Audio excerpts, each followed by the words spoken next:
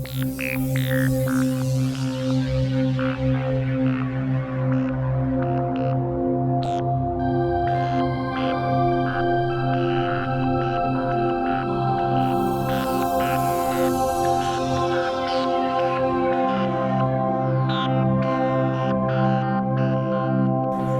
I want you to turn to the person sitting next to you,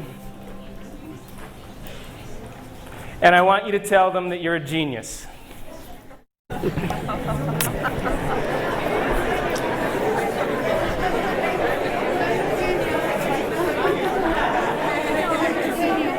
on. All right.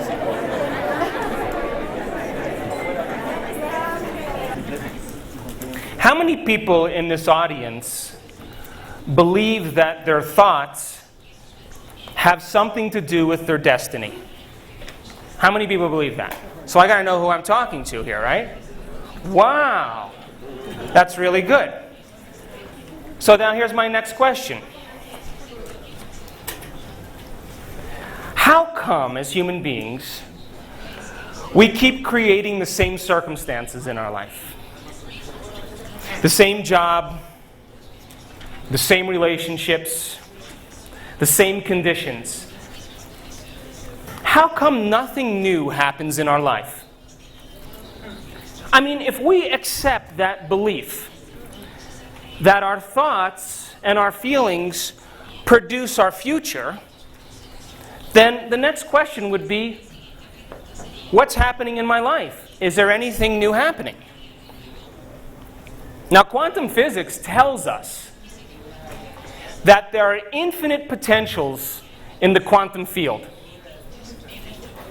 In other words, there are innumerable experiences that are waiting as possibility for every single person.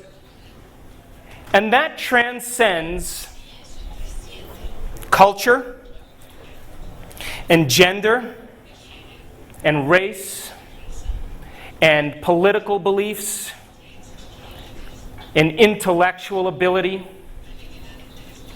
In other words, if you're alive and your heart is beating and you have a brain, you're creating reality, or you're creating your destiny based on how you're thinking and feeling. And nobody is excluded. Isn't that nice? So, how many people here saw the movie What the Bleep Do We Know? Did you like that movie? Yes. You know why you liked that movie? Because it was about you. It was about all of us. It spoke to your potential. It spoke to your possibility to change your mind. Quantum physics tells us, geniuses, that the environment is an extension of our mind. Now, if we change our mind, shouldn't something show up differently in our life? Come on, do you believe that? Yes. Yes. So if mind then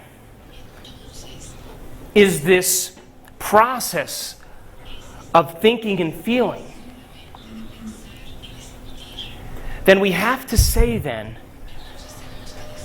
that our habitual self that we've memorized as a personality, as an identity, is thinking the same thoughts every day and feeling the same feelings every single day.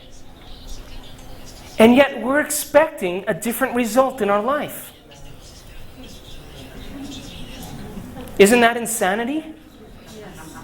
To do the same things and think the same way and expect something to change? So geniuses, think about this. If we know that the environment is an extension of our mind, and we really change our mind, the quantum field of potentials should give us some feedback in our life. And then our life becomes a scientific experiment where we get to see that the events and the opportunities that unfold are equal to the way we think or how well we've changed our mind. Now, how hard is it to change your mind?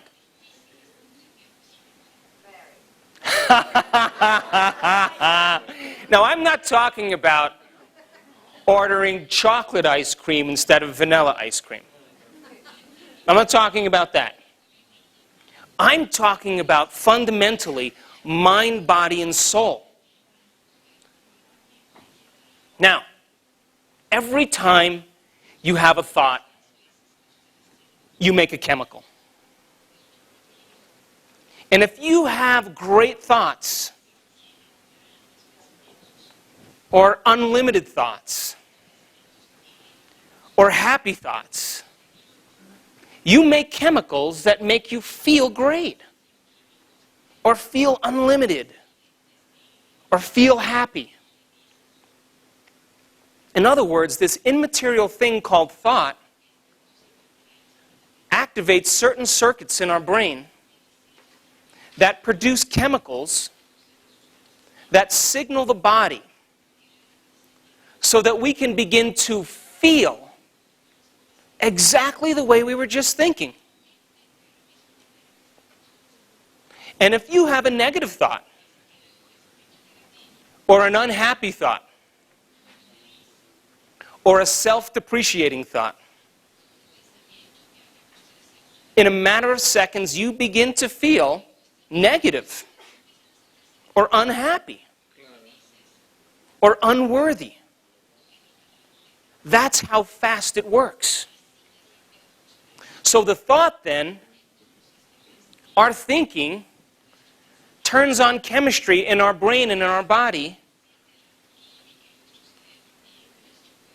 that allows us to feel exactly the way we were just thinking. Now, the moment we begin to feel the way we're thinking, because the brain is in constant communication with the body, we begin to think the way we're feeling. Which then makes more chemicals for us to think the way we feel, and then feel the way we think, and think the way we feel, and feel the way we think. And this process of thinking and feeling and thinking creates a state of being. Then we say, I am unhappy. Because I thought unhappy thoughts and I felt unhappy. And then once I was feeling unhappy, I started to think more unhappy thoughts, which makes me feel more unhappy. And this process of thinking and feeling and thinking creates the state of being, listen closely, in which we memorize an emotional state that we call our identity.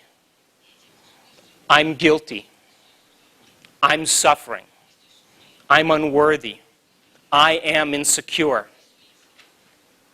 And as this process of thinking and feeling and thinking continues, if we can't think greater than how we feel, we'll never change. And if feelings become the means of thinking, and we can't think greater than how we feel, we're caught in an identity. To change, to truly change, is to think greater than how you feel.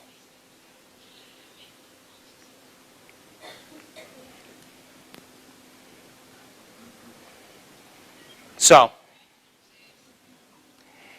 imagine now. Let's suppose you were thinking and feeling and thinking guilty thoughts that made you feel guilty. Just making it up. And the moment you begin to feel guilty, because you're feeling guilty, you begin to think guilty thoughts because you're feeling that way, which then makes more chemicals for you to feel and then think and feel. And you do that, say, for, I'm going to be conservative, 20 years.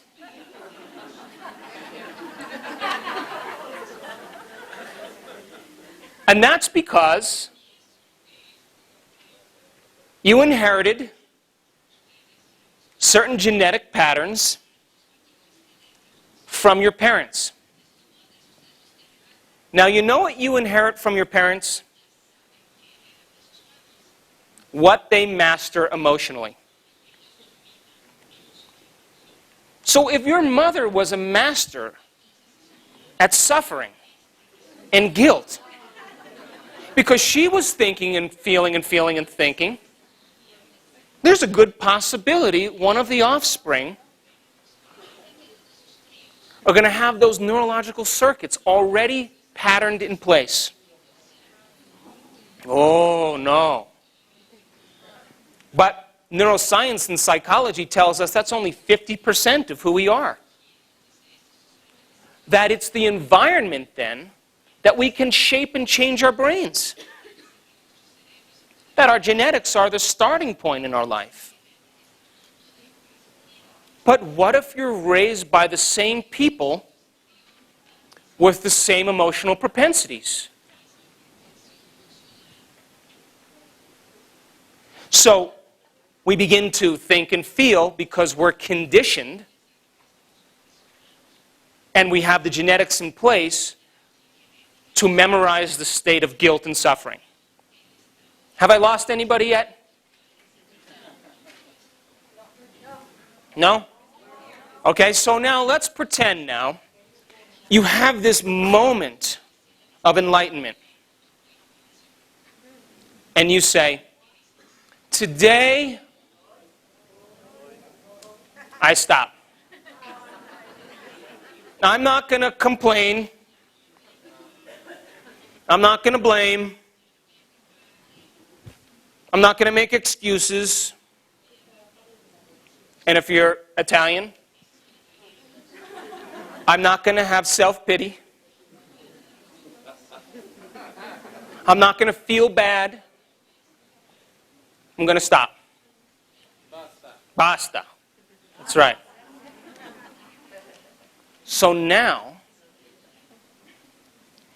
you're no longer going to think the same thoughts that are going to make the same feelings.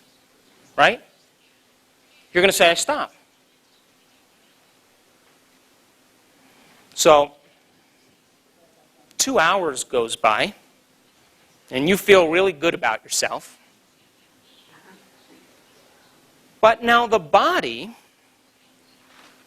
who's been conditioned over time to that cycle of chemistry for 20 years, the body, the cells of the body, have modified the receptor sites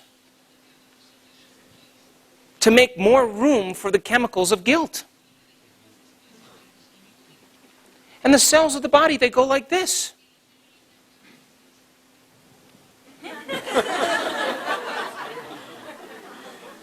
What is she doing up there? We have changed our receptor sites. We've modified our chemistry. This continuity is pretty reliable. And all of a sudden, she's going to stop today. We can't have that. So all the cells of the body, they get together. And they say, let's send a message to the brain. So now they send a message up the spinal cord, right up to the circuits of the brain. I call that the fast track. Straight up. Now, at the same time, the chemistry of the body, the chemistry of guilt has lowered. Because you're not thinking and feeling the same way. So, values have lowered. And the thermostat in the brain called the hypothalamus, says values are going down. We got to make more. So it starts to signal the thinking brain to start to think in its habitual ways. And then the next thing you know, you start to hear these thoughts in your head, the chatter. And it starts to say things like, you can start tomorrow. Tomorrow's a better day. Not today. Or how about this one? Any other time but this time. This is a good reason to suffer. And of course, my favorite is, this doesn't feel right. And the moment we believe in that thought, the moment we listen to those sub-vocalizations in our brain, we immerse ourselves back into that automatic program and we return back to the normal self. Now, psychology tells us that 90% of who we are subconscious programs that we've memorized. 10% of our conscious mind is fighting against 90% of our subconscious automatic programs. So the person may consciously want to be happy. They may consciously want to be healthy. They may consciously want to be free. But the 20 years of guilt and suffering, the redundancy of those chemicals has conditioned the body to be the mind. And when the body becomes the mind, that's called a habit. A habit is when the body's become the mind. So the change then is to pull the mind out of the body and put it back in the brain. So, think about this. How many people here could, at some point in their life, couldn't consciously remember a phone number? And then they pick up the phone, they look down at the number, the keypad, and they go like this. And they dial the number. I mean, what's up with that? In other words, your conscious thinking brain couldn't remember it. But you practiced it so many times that your body knew better than your brain. Now, that is where our emotional reactions exist. That's where our personality and our behaviors stem from. Memorized automatic programs. And psychology tells us by the time we're 35 years old, the identity, the you and the me, the personality is completely formulated. Which means we have memorized a set of behaviors, a set of attitudes, a set of beliefs, a set of perceptions that are unconsciously programmed within us. So the person may consciously want to be happy, but their body has been conditioned to be the mind, and it's conditioned to be unhappy. So the mind and the body are in opposition. And when mind and body are in opposition, and the body has been conditioned to be the mind, the servant, which is the body, has become the master. And the master has gone off to sleep for 20 years. And now the master wants to get back on the throne. What's the servant going to say? Where you been? You don't know any of this stuff. So mind and body in opposition is the biggest reason people can't change. And when the conscious mind is going against 90% of that subconscious automatic state of mind, and when that program runs, when the automatic program begins, it's so memorized that it only takes a stimulus from the environment, from a person or a thing, or a stray thought in our own mind, and it cranks the program, it starts the program, and we go unconscious. So how awake are we during our normal day? So then, how do we change? I mean, how do we begin to make conscious what was unconscious?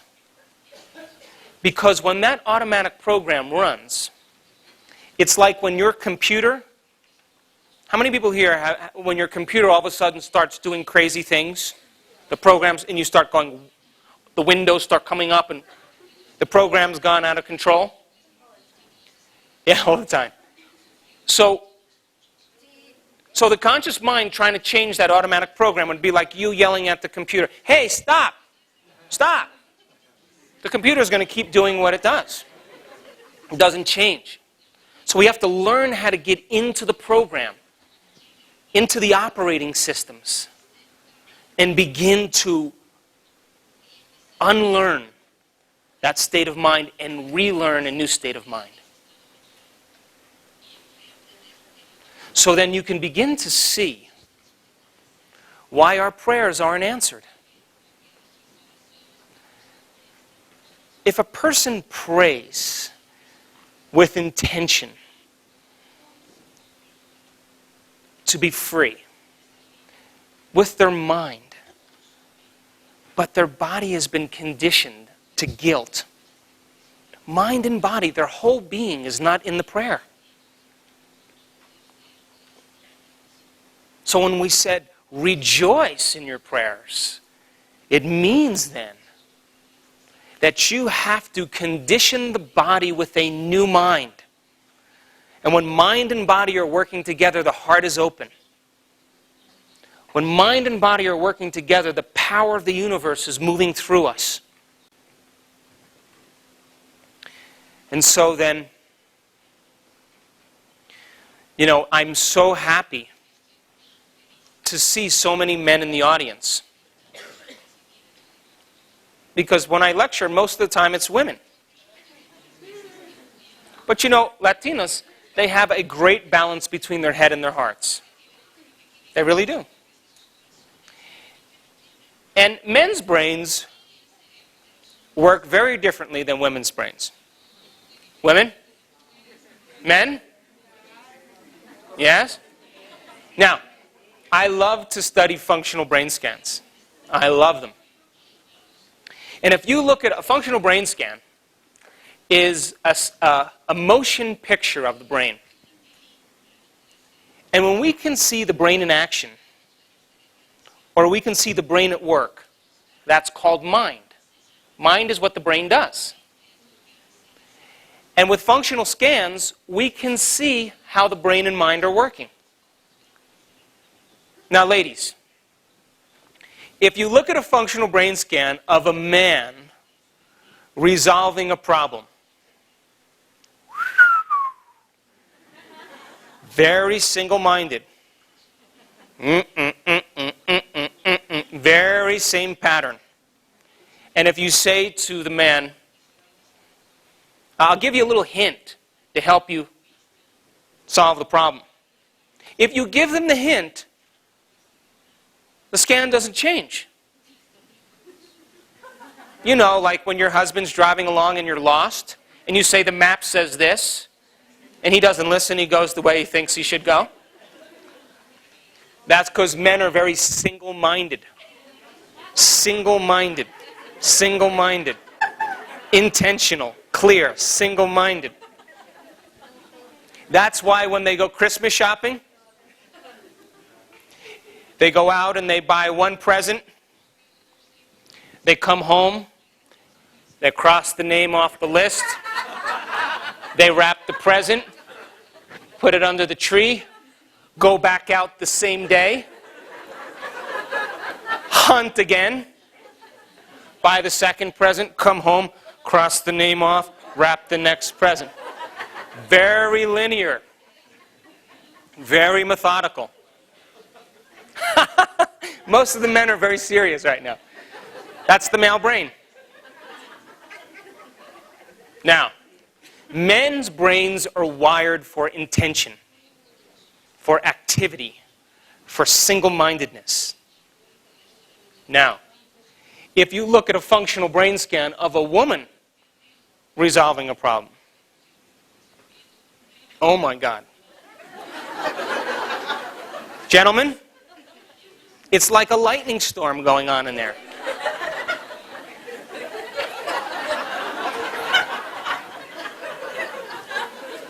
You know how women can change their mind 10 times in 1 second?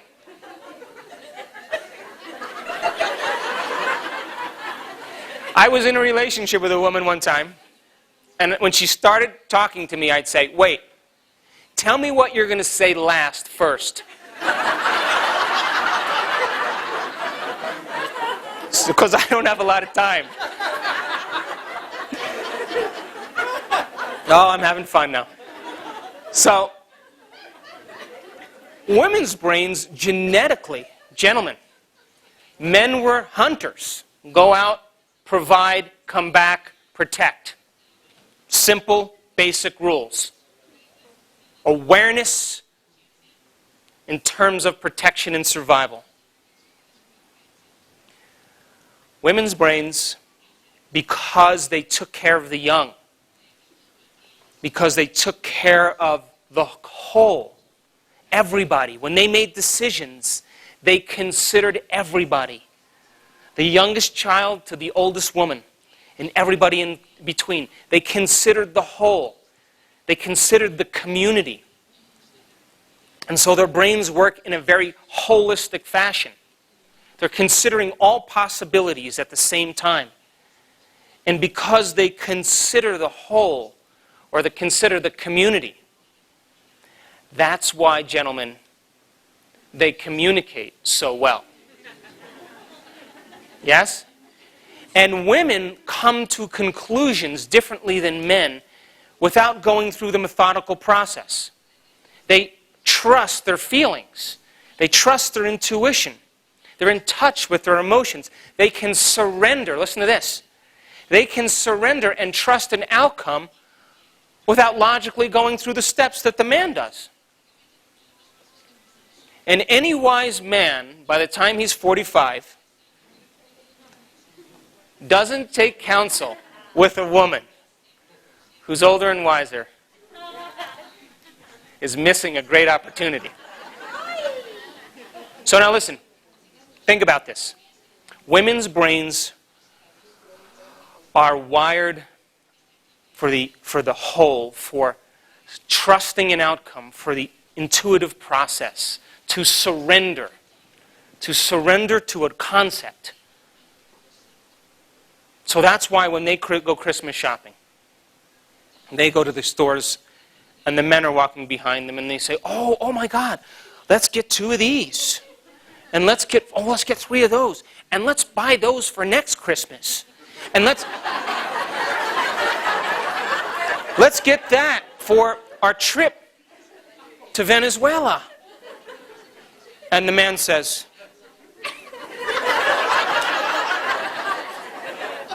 I'm going to go watch the soccer game. Come and find me. So now think about this. What are the 2 ingredients? By the way, there's a reason I'm telling you this.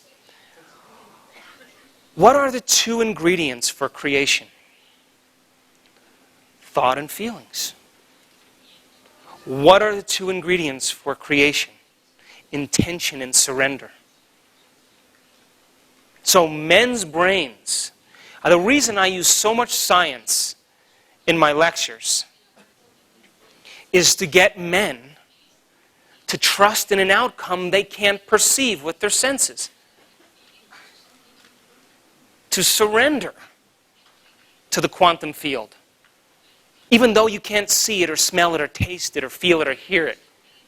Can you believe in it even though it hasn't happened yet? So we have to provide the science for men to say, I got it. I understand. I can do it. So we have to teach men how to surrender. And women, of course, we have to teach them how to become clear, single-minded, to think about themselves instead of thinking about everybody else, and get clear in what they want.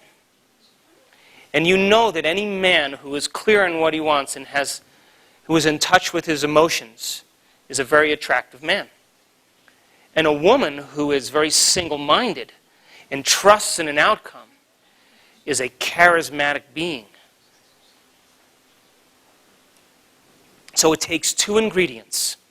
And the reason we know that, because there was an experiment done a ways back where they took DNA, you know DNA? And they put DNA into a vial. Now, this is for the men. And they said, we want you to intentionally, in your mind, these were with a group of skilled people who could pray. And by the way, prayer is a skill. They said, we want you to intend on this DNA unwinding. Focus and intend on it, just unwinding. And at the end of the time frame, when they checked the DNA, guess what happened? Nothing.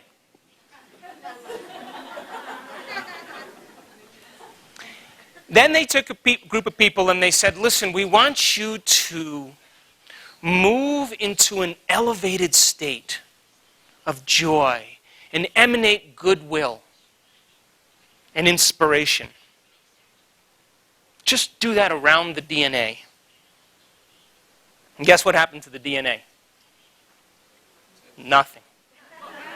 Nada. But when they said, now, we want you to intentionally focus on that DNA. We want you to move into this elevated state as if it already unwound. And feel how you would feel in that state of heartfelt emotion, of joy. And when they combined those two ingredients, thinking and feeling, 25% change in the DNA.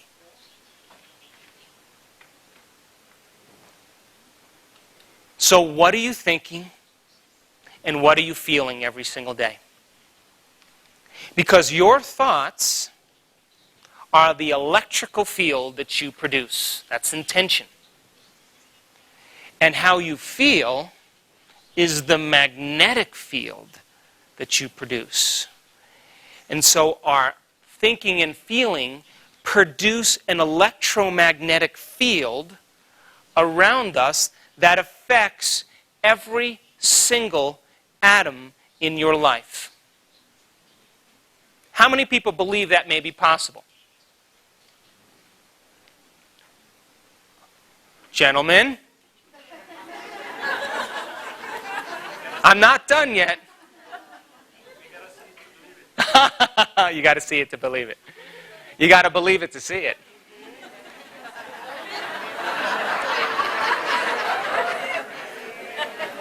Now, I'm teasing him, but you know what?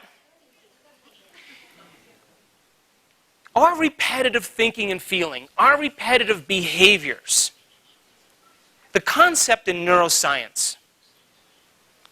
Are you guys still geniuses? Come on. Still geniuses? The concept in neuroscience says nerve cells that fire together wire together. So your repetitive thoughts and your repetitive actions, your behaviors and your intentions force neurons to fire and develop long-term relationships.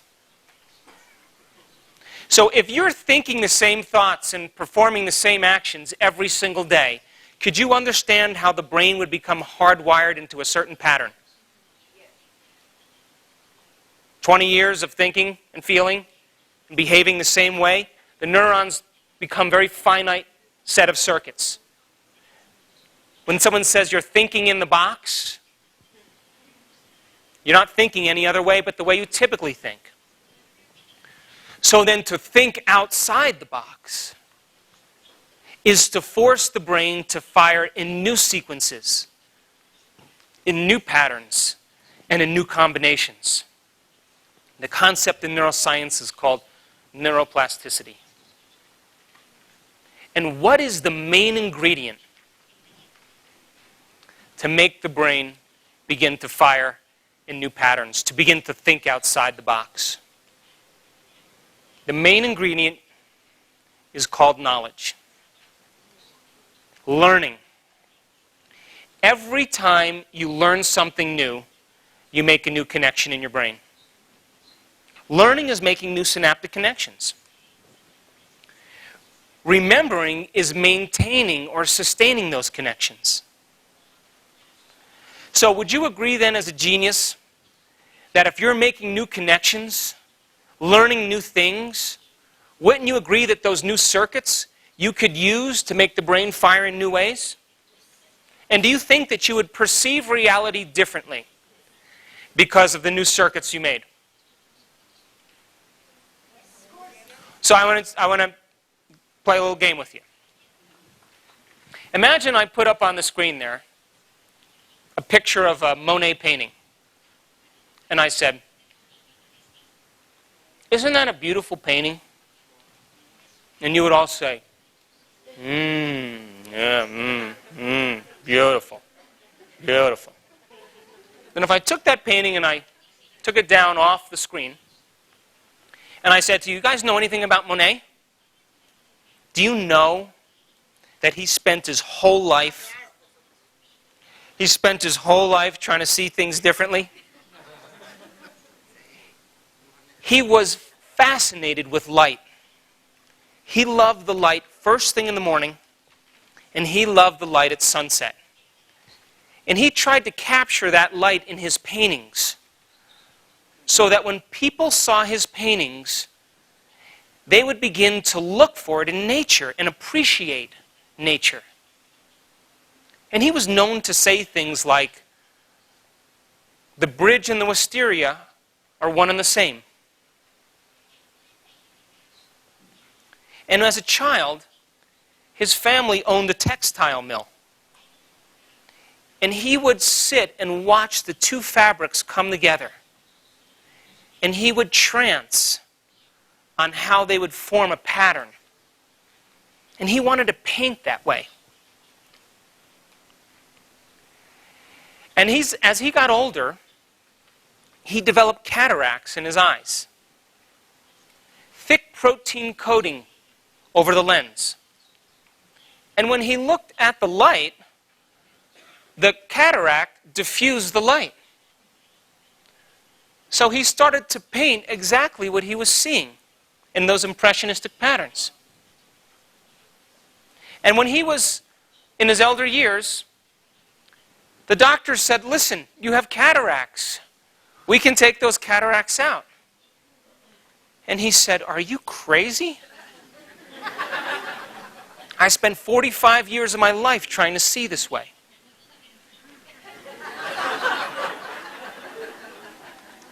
Now, if I put that painting back up on the screen, would you see it differently? Come on. What's changed? Your mind changed. You made new connections, and because you made new connections, your brain is firing in new patterns, new sequences, and new combinations, and you're perceiving what always existed, but your brain wasn't wired to perceive it. Now, do you think you perceive reality based on how your brain is wired? What's the difference between the wine connoisseur and the person who drinks wine out of a box? The wine connoisseur had learned about wine. He experienced and paid attention to the flavors. He looked for the tannins in the oak. She smelled the aroma. And every time they associated that smell with that taste, with that wine, they were enhancing the circuits and connections. And the person who drinks box of wine doesn't care about the taste. They want the high. And if you gave that Cabernet Sauvignon to the box of wine person, they don't have the circuitry to perceive reality the way the connoisseur does. Now, the person who lives in guilt and the person who lives in suffering, their circuits have fired and wired together to form a community of neurosynaptic connections, just like the wine connoisseur, more intricate circuits. In other words, their brain is a reflection of their mind. So would you agree then that the person who reads Braille, who's blind, and their two fingers is where their mind is? And they've fired and wired the same set of circuits in these two fingers mapped in this part of their brain over and over again, so well that more of that real estate in that part of the brain is for those two fingers. And if you did an autopsy of the Braille reader's brain that's correlated with these two fingers, more enriched connections. Because as we fire those circuits over and over again, over and over again, over and over again, there comes a moment where this chemical is released that causes neurons to develop a long-term relationship and sprout new intricate connections, more densely packed jungle of neurons. So then the brain is the reflection of the person's attention, intention, repetition, and learning, and instruction. So if the person is insisting on guilt, thinking the same thoughts and performing the same actions, would they have a more densely set of neurological circuits that's related to how they're thinking and feeling? So then here's my next question. If you accept that you perceive reality based on how your brain is wired, do you think you perceive reality based on how you're emotionally feeling? You do? You know, they did an experiment where they took a group of people, clinically depressed. And by the way, depression is so high in the United States right now. But you take a group of depressed people and you show them equal pictures of a wedding scene and a funeral scene. And then you call them into the lab a couple hours later and you say, which slides were there more of? Wedding or funeral? They all say, oh my God. There are way more funeral scenes. If you show those same slides, equal slides, to people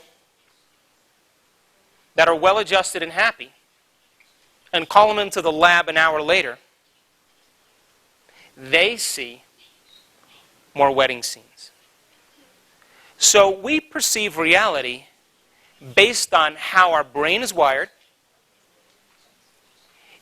and how we emotionally feel. So we're back to thinking and feeling again. Now, how many people here know someone who, now, I'm taking a chance, who has mastered suffering?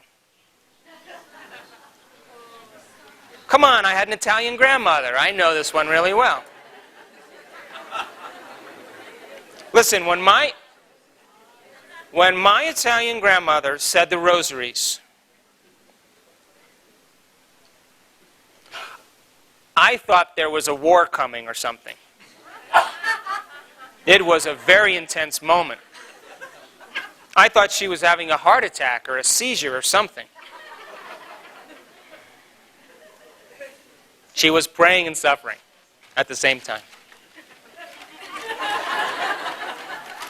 And I don't know where I'm going. By the way, I grew up thinking Jesus Christ was Italian until I was in 4th grade. She was talking Italian to him. He looked Italian in all the pictures. So you know someone who's mastered suffering, right? And my definition of mastery is when our internal chemical state is greater than anything in our external world. We've memorized the emotional chemical state, and nothing can change us. So you know someone who's mastered suffering, right? How do we know that? Because you say to them, hey, did you read that book that I gave you? No. Did you watch that DVD? No.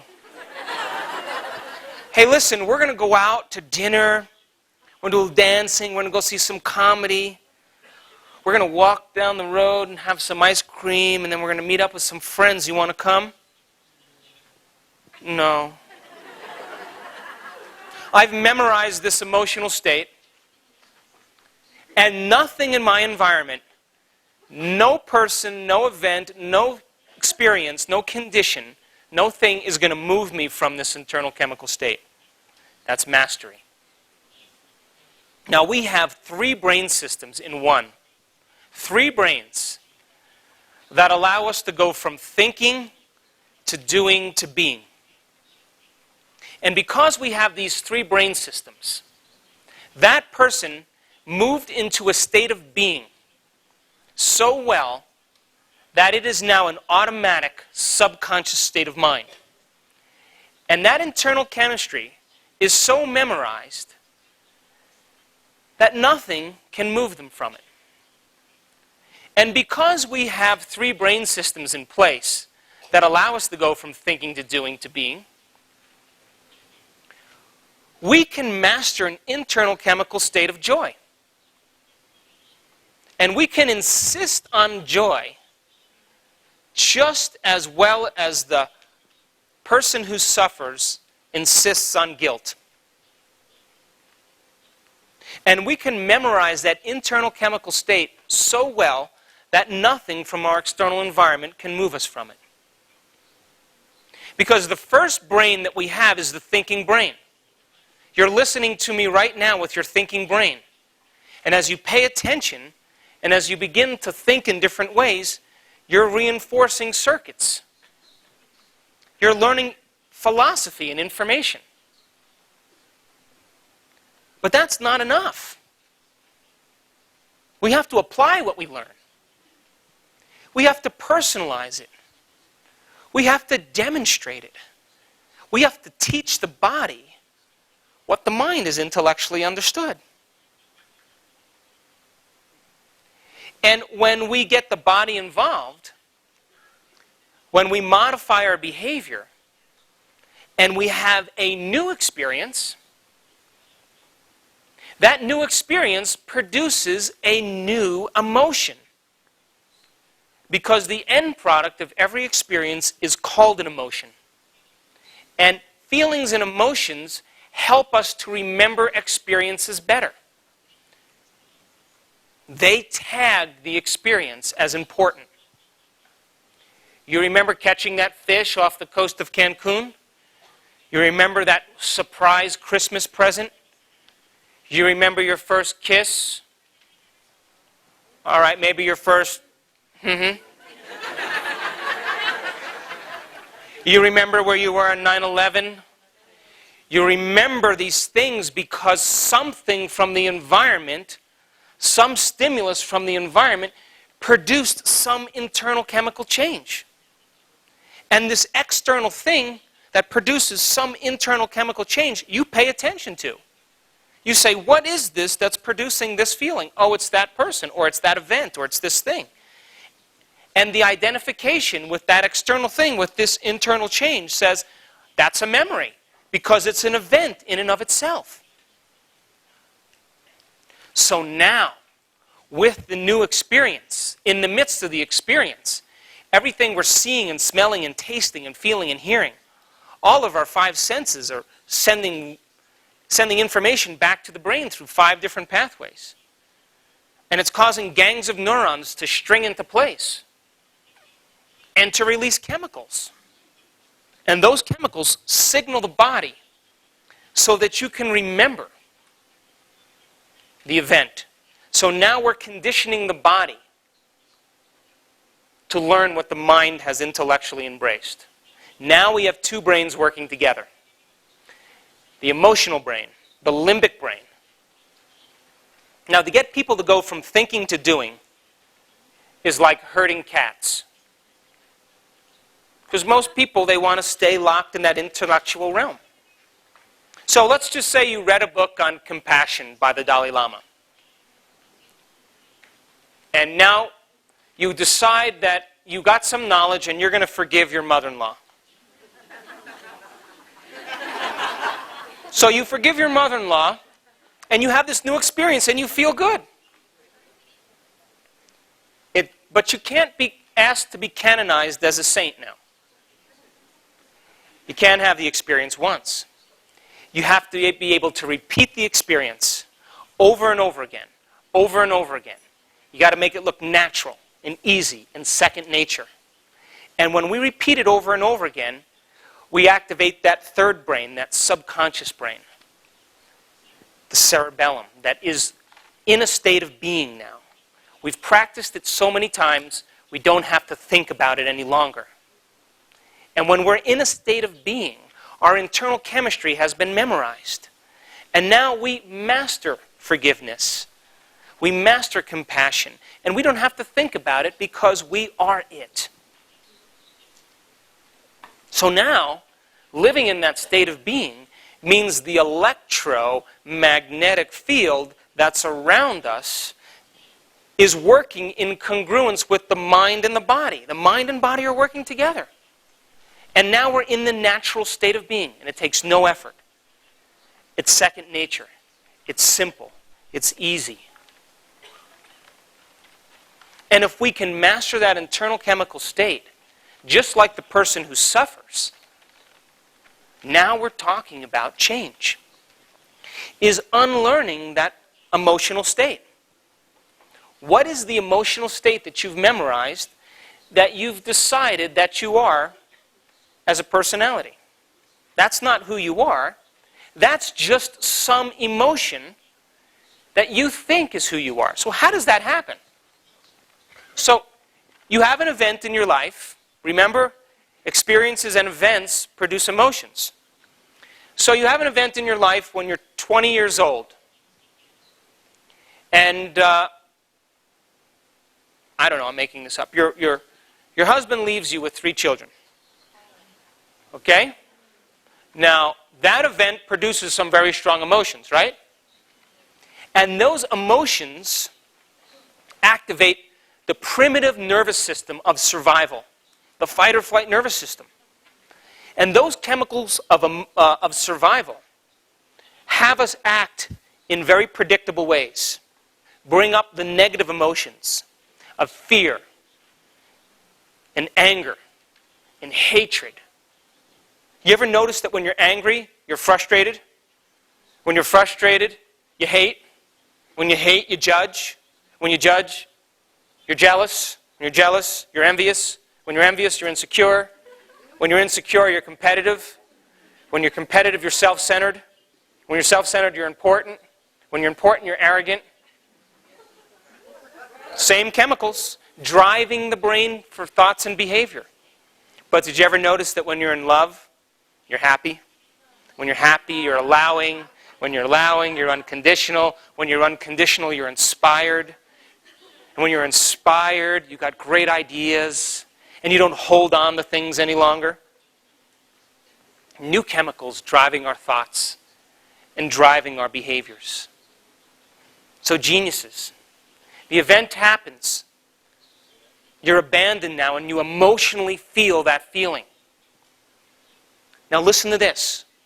What people don't know is that as they remember the event, 2 years later, every time they remember the event, they produce the same chemicals in the brain and the body as if the event was happening.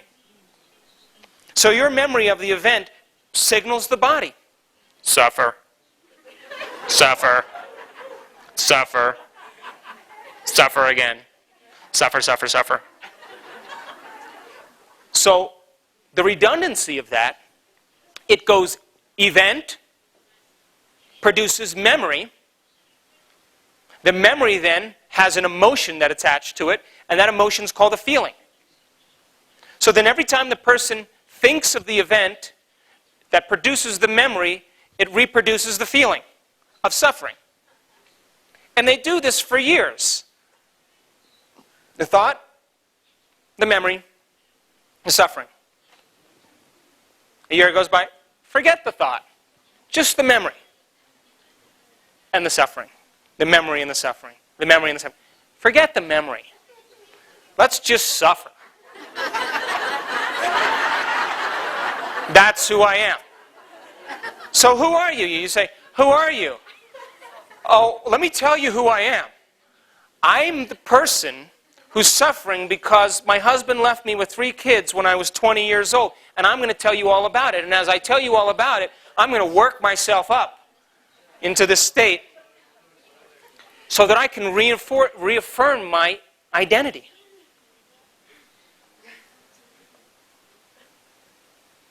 So then the person who can't change, the person who says, you see, I'm this way because my husband left me when I was 20. What they're really saying is, I can't overcome my attachment or my addiction to this emotion. I can't get it off me, and it's so part of me that I'm going to tell you why I can't change. It's because of this event. Is that it's not the event. It's the emotion.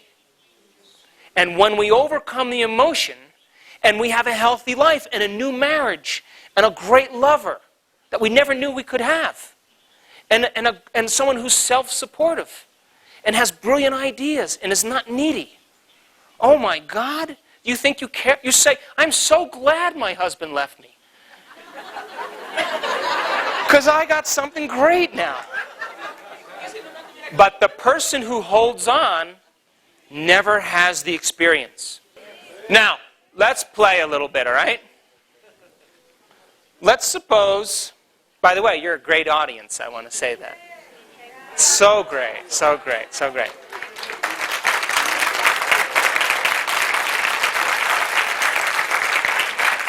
You know, the greatest gift you could ever give anybody, as far as I'm concerned, the greatest gift you could ever give anybody is your attention. How often do we give our attention to somebody, our true presence of mind? That's the greatest gift you can give anybody. So I'm honored, by the way, that you're paying attention so well.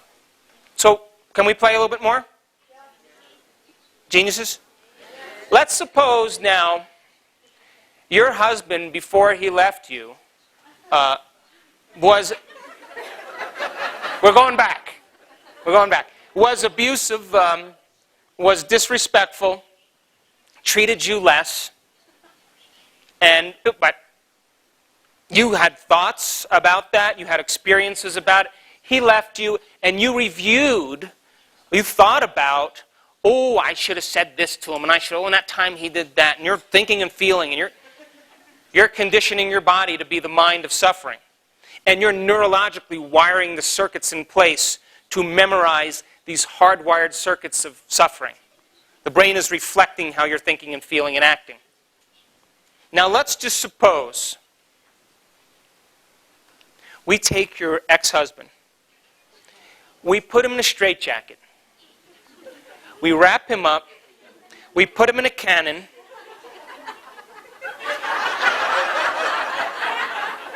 He's going to be safe, don't worry. He'll be safe. And we shoot him to the moon. Now, Here's my question. He's gone.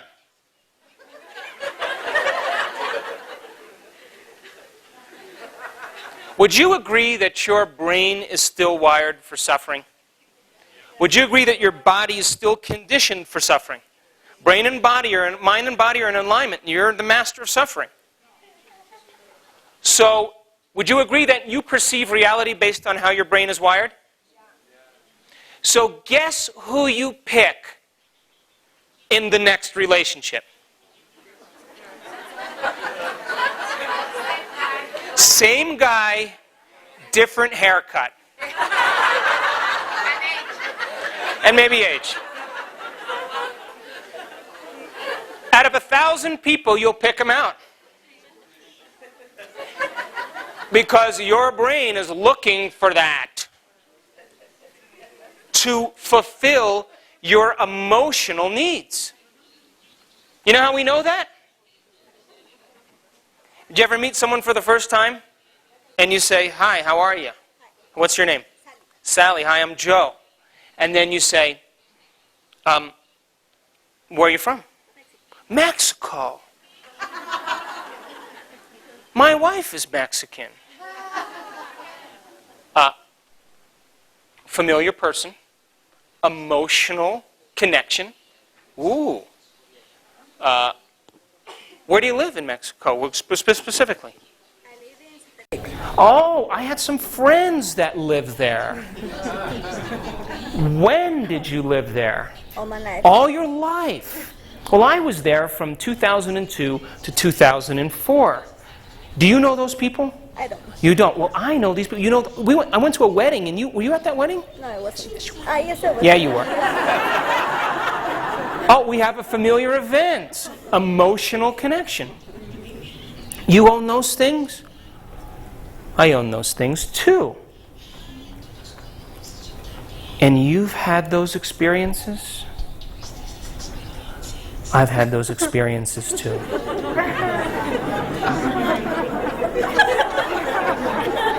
I like you. If emotions are the end product of experience, and we share the same experiences, wouldn't we share the same emotions? Come on, geniuses. We have an emotional connection if we know the same people, if we've done the same things, if we've been to the same places at the same time. Hey, and you've suffered as much as I've suffered. Hey, we got something in common.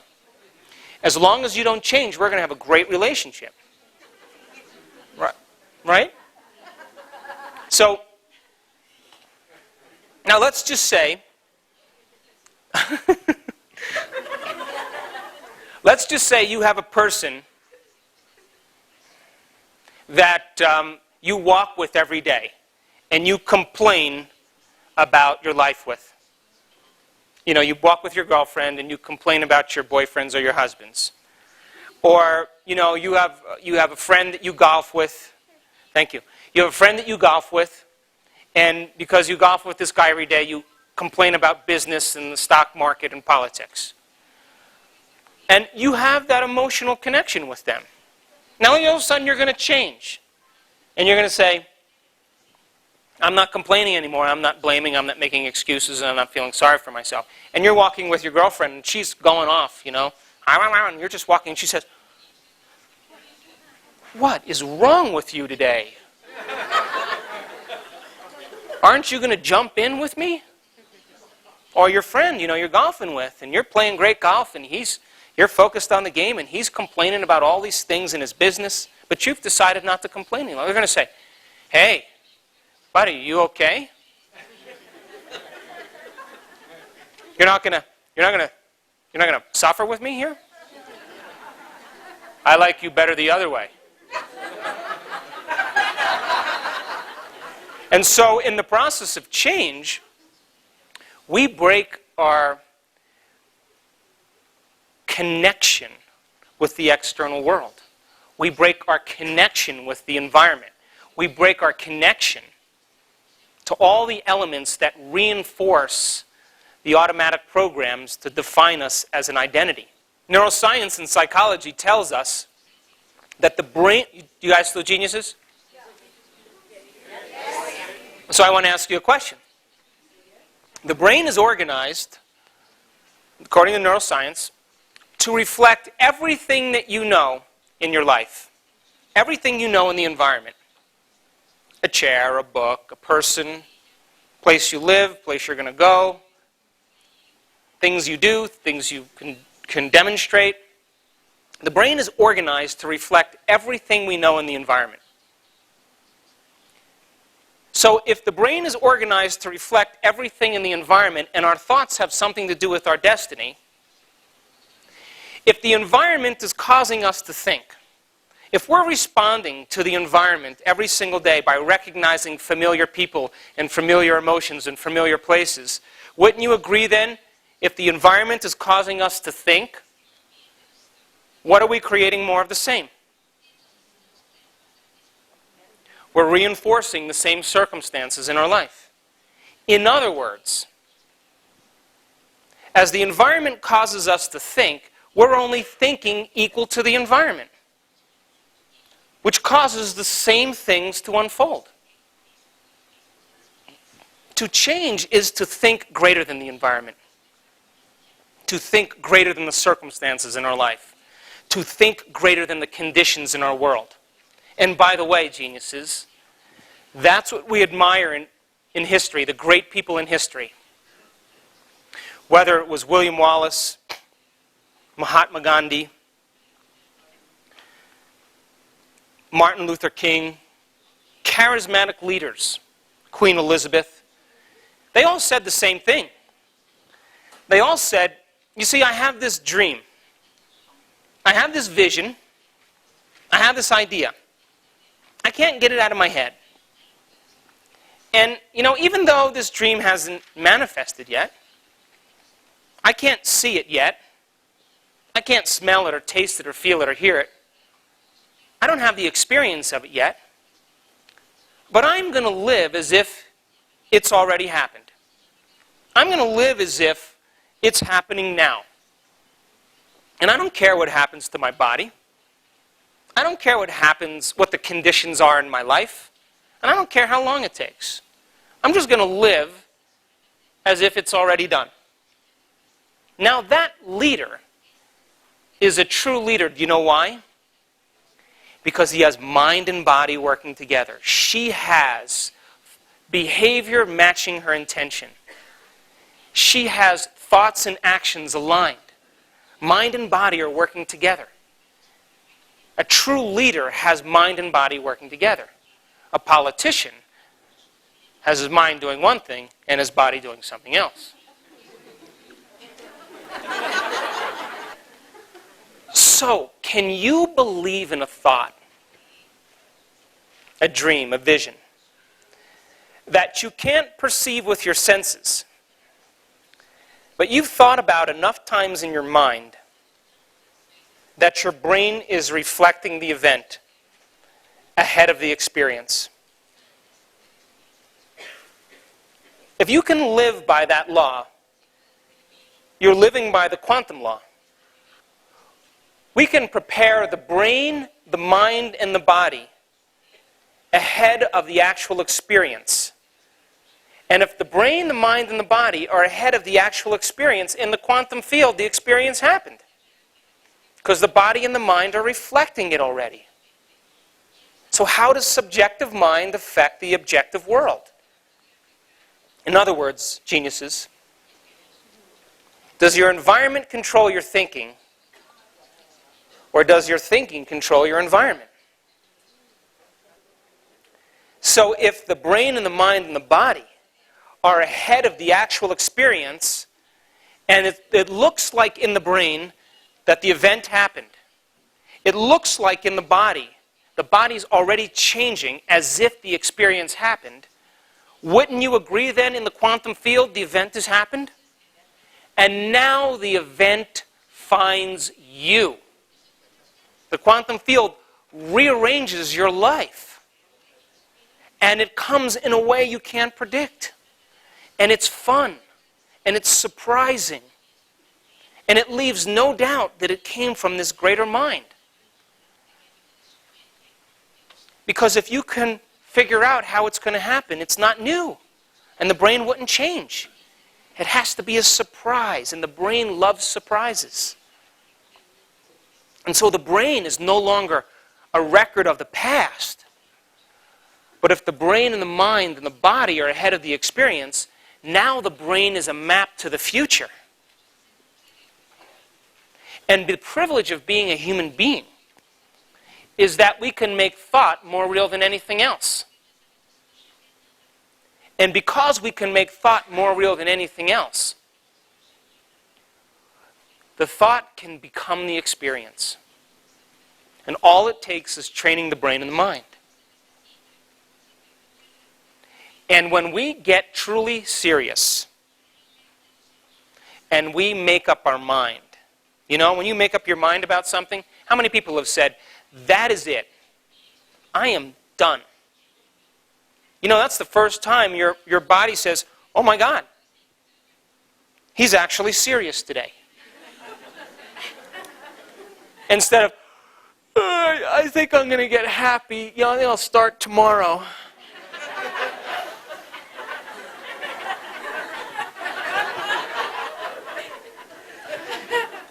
But why do we wait as human beings for crisis to happen for us to get serious? Why do we wait for tragedy before we make up our mind? Before we say, that's it? Great leaders in history never waited. They were possessed. You know, why do we talk ourselves out of greatness? We talk ourselves out of greatness because, you know, just because you have a thought doesn't necessarily mean it's true. And the moment that we realize that we can observe our thoughts and observe our actions without participating in them, we're on the first step to change. Because the privilege of being a human being says, because we have this big frontal lobe of ours, 40% of our entire brain, we have this faculty called metacognition that says we can observe our thoughts and observe our behaviors so that we can change our thoughts and change our behaviors so that we can produce a better outcome in our life. So that we can forecast an idea into the future. We can modify our behavior to do a better job.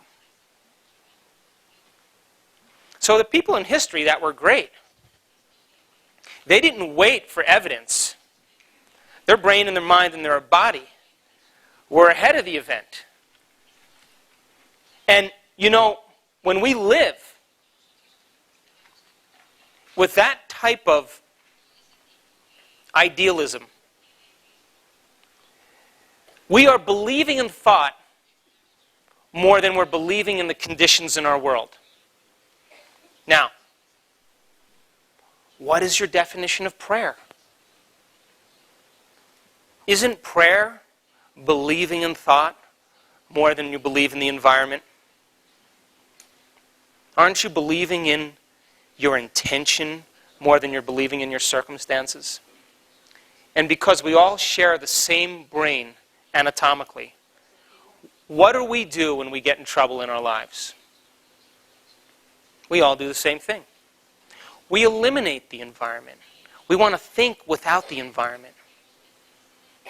We want to close our eyes and say, this is what I want. I want this. And I'm going to intend on this. I need a change in my life. And I'm going to keep intending on this until some supernatural power comes in and reorganizes my life to reflect my intention. So prayer is a skill. And the skill is that we practice it and move into an elevated state of mind so that mind and body can work together. So, but we can't just do that like, you know, if we just talk about this without doing it, I call it dinner conversation. You know, good dinner conversation. Nobody's really changed. You argued concepts and everybody's going to go back to doing what they do. So we wait for crisis to show up Because crisis means you don't want to keep your social agreements anymore. You can't go on as business as usual because you're hurting or there's pain.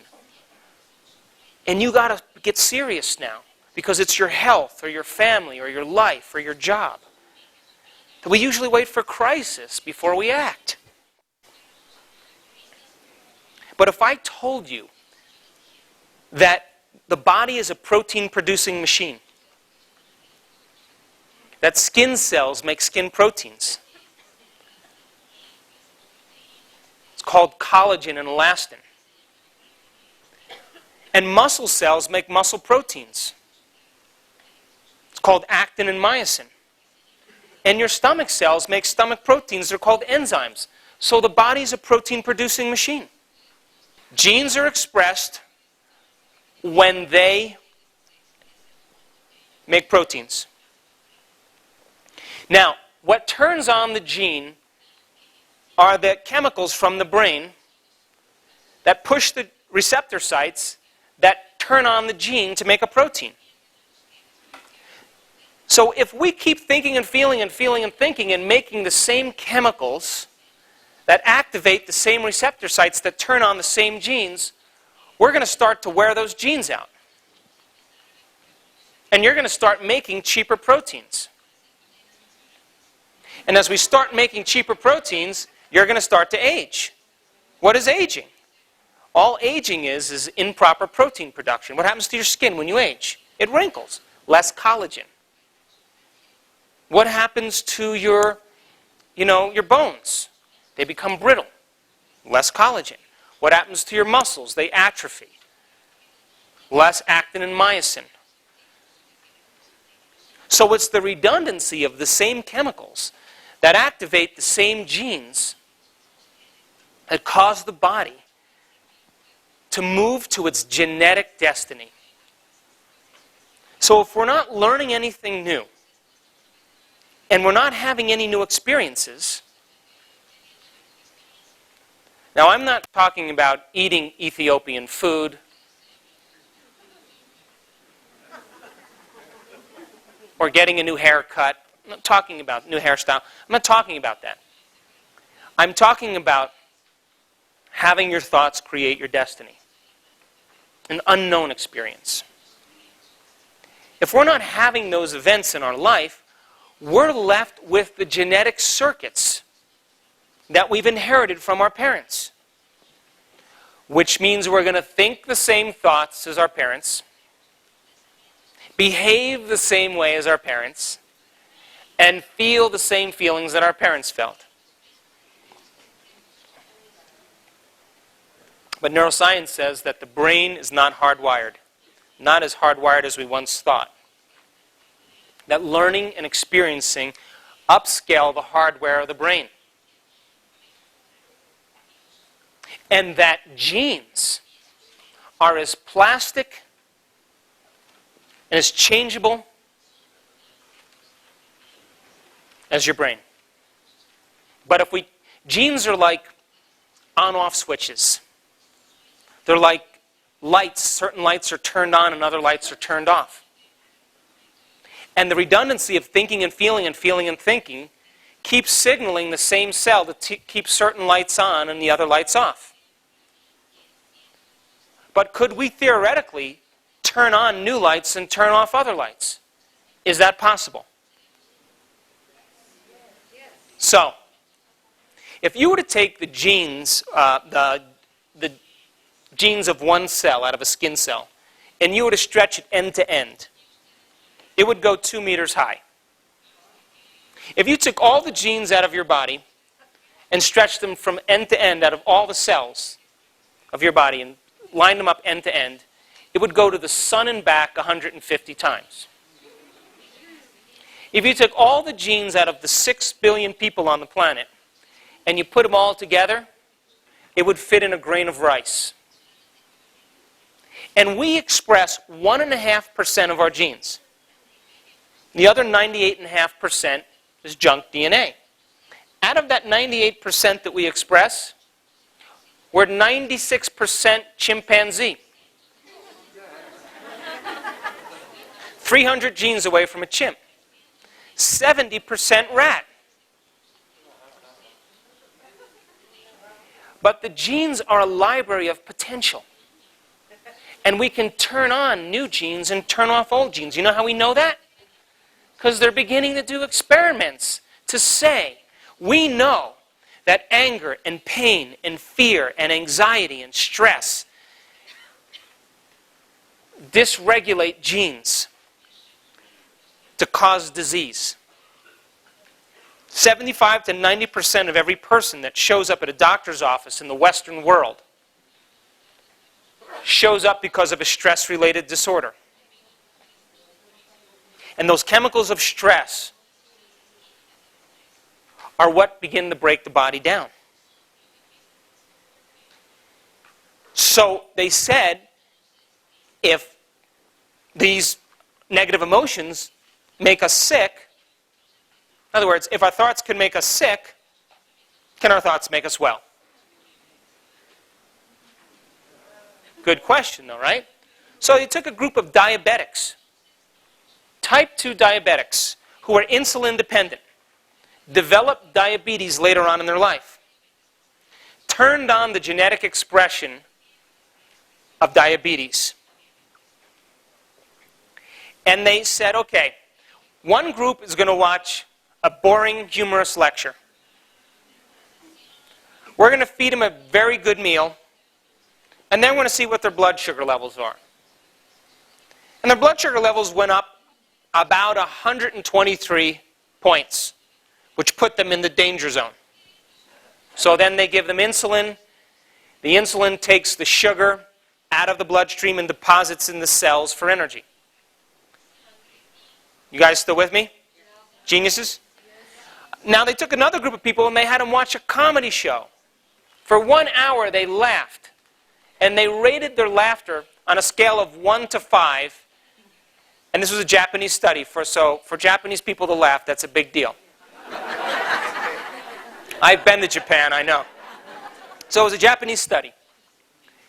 And now, after the comedy show, they measured their blood sugar levels. And those people who watched the comedy show, their blood sugar levels only rose about 70 points. Almost half of what the other people did. So then the scientists that did the experiment said, oh, well, you know, that's really simple. You start laughing, you contract your abdominal muscles, you contract your diaphragm, you're going to use up blood, sugar. But the geneticist that did the experiment, he tested the gene. Now check this out. They turned on some 23 genes in 1 hour just from laughing. 23 genes. They turned on new lights and they turned off old lights.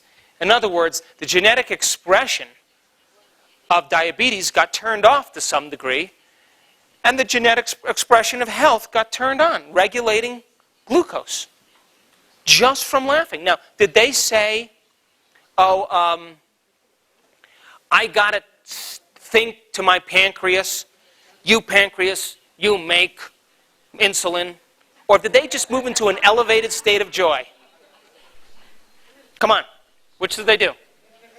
Why is it that when someone is subjected to stressful conditions in their life, that their hair turns gray overnight? Overnight. That's genes at work.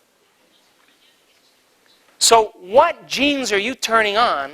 What lights do you have on? And what lights do you have off? What have you memorized emotionally that you live by, that you think that is your identity?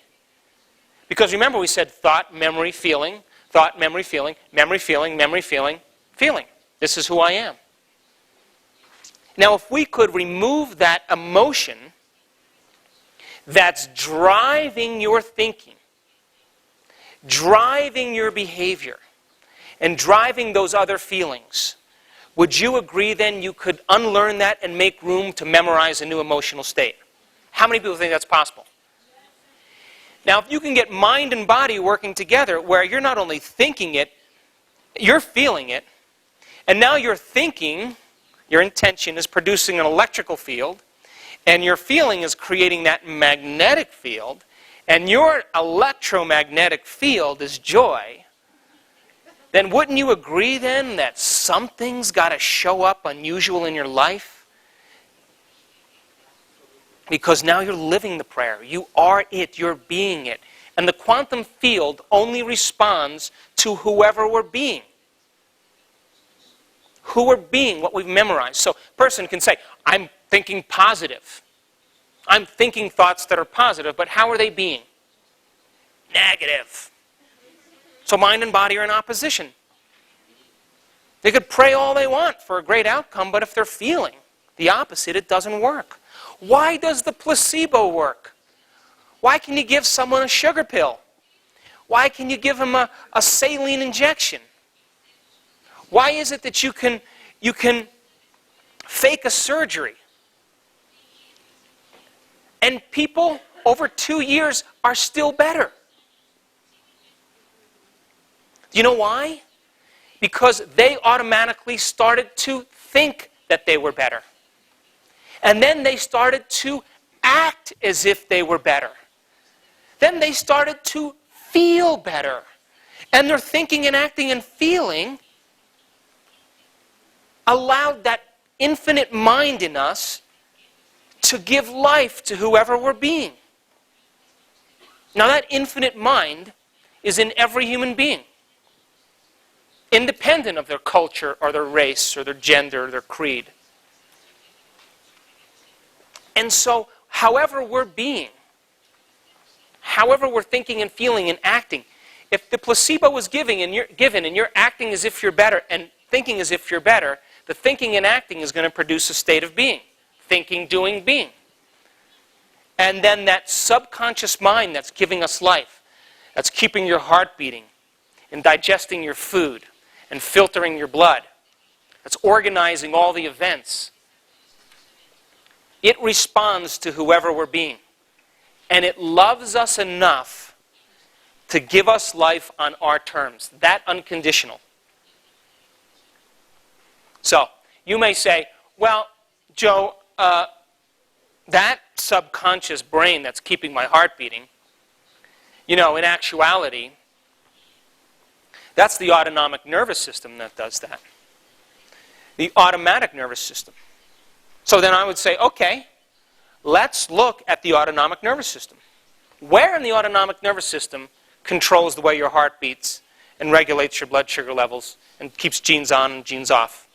Oh, you have to look in the brain. Okay, let's look in the brain. What part of the brain? Oh, it's in the limbic brain. Okay, let's look in the automatic limbic brain. Let's look in the organ. Where in the organ is it? Oh, it's in these tissues. Oh, those tissues control those things? Okay, let's look at those tissues. Oh, in those tissues, it's those cells that do it. Okay, let's look at the cells.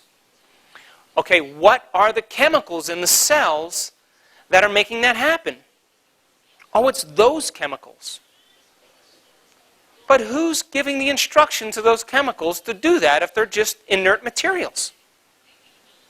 Oh, it's the molecules in the chemicals that do it. Let's look at the molecules. What are the molecules? Oh, those are atoms. It's the atoms that are doing it. Okay, well, let's look at the atoms. Well, 99% of the atom is nothing. It's invisible. It's energy. It's electromagnetism that's instructing the atoms, which instruct the molecules, which instruct the chemicals, which instruct the cells, which instruct the cell membrane, which instruct the tissues, which instruct the organ, which instructs the system, which instructs the body. And that immaterial aspect of us that has a mind that's so much greater than our mind gives us life on our terms. And so, have you developed a relationship with that intelligence? Have you taken time to interact with that mind every day? Just like you have a relationship with your husband or your girlfriend or your wife or your dog or your cat or your kids, even though it's invisible, have you taken the time to give thanks for your life? Have you taken time to say, how can I do a better job today? I want to surrender my suffering to this mind. I need your help. Why do we wait for the end? Why not take care of the emotion that's going to lead to the physical manifestation later on in your life? Can you beat the health condition? And if you can get your mind and body working together and get that old mind out of the body and put a new mind in and maintain that modified state of being, your life should change. Now, if you gained a new mind that had new thoughts and new feelings, and you practice that every day, in the beginning it's hard. Just like learning how to play tennis. It takes a little practice. You got to put all your attention on it. But if you keep going, it starts to become familiar, doesn't it? Now, do you know the definition of meditation? The exact Tibetan translation? The exact translation. Close. The translation means, meditation means, to become familiar with. That's it. Nothing mystical. We're going to demystify meditation.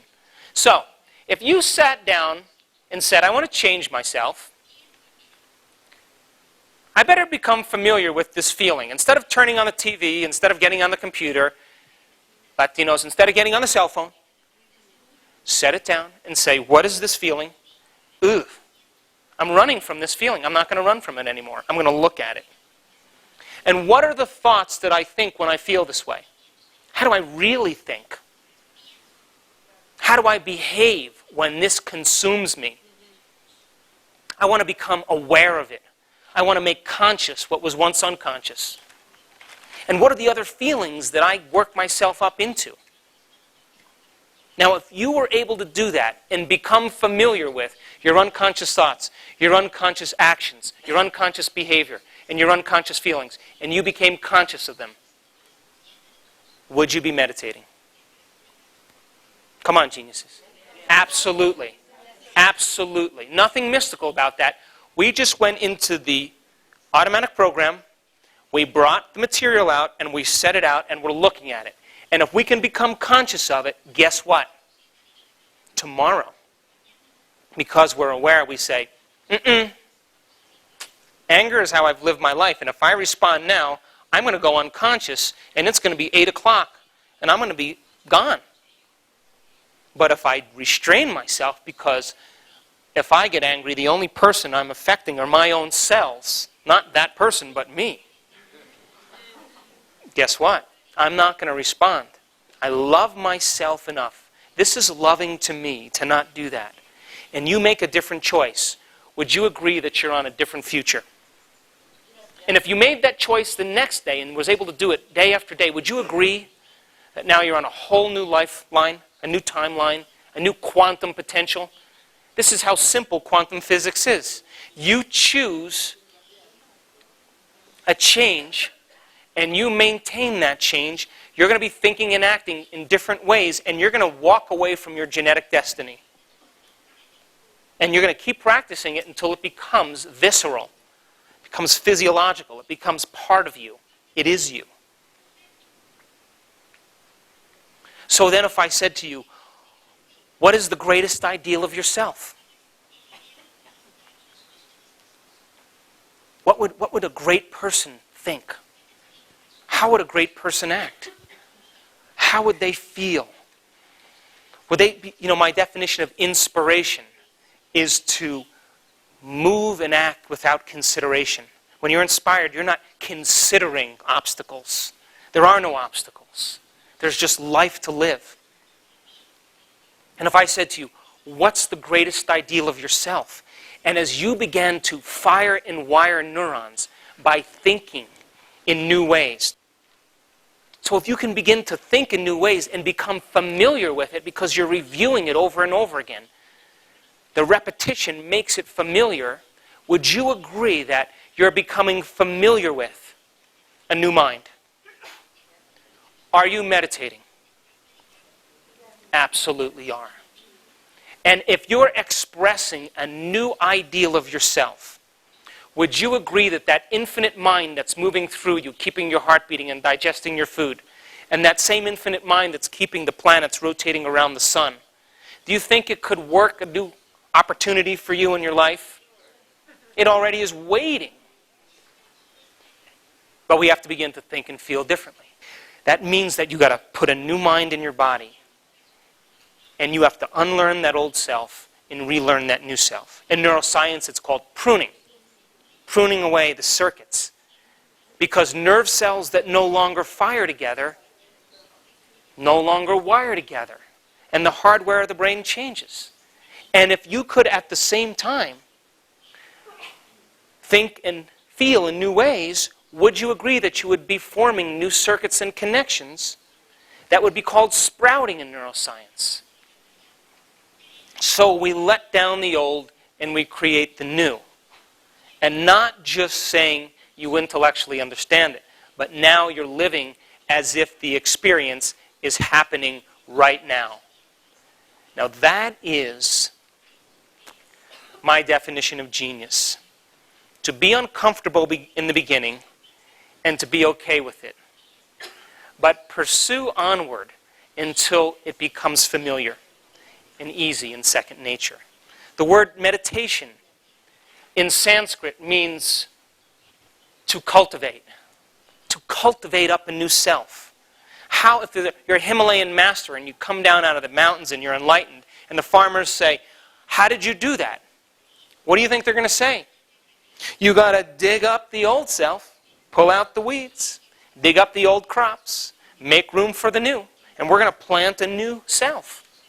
To cultivate self is to meditate. And there's nothing mystical about it. The Buddhists talk about it in a simple way. What is that human aspect of yourself that's driven by destructive emotions? And get familiar with who you are. And think about it a lot. Observe yourself and your actions. And we'll give you the antidote. If it's anger, we'll teach you compassion. And that's a state of mind and body. And if it's jealousy, it's loving kindness. And that state of mind. And we can unlearn the old and replace the new. And human beings have unlimited potential because we have proof in our brain and in our genes that we're much more than we think. It's that we talk ourselves out of greatness every single day. And we believe that that's true. And because we don't have any ideals in the world, we tend to fall to our lowest denominator. And we suffer quietly, thinking that there's no hope. And yet, the great people in history understood that they started out unconsciously unskilled. They didn't know that they didn't know. And then they became consciously unskilled. Like, now I know that I don't know. But as they began to learn and they began to practice, they became consciously skilled.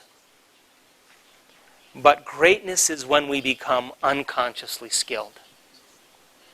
And when we're unconsciously skilled, then it takes no effort to demonstrate who we really are.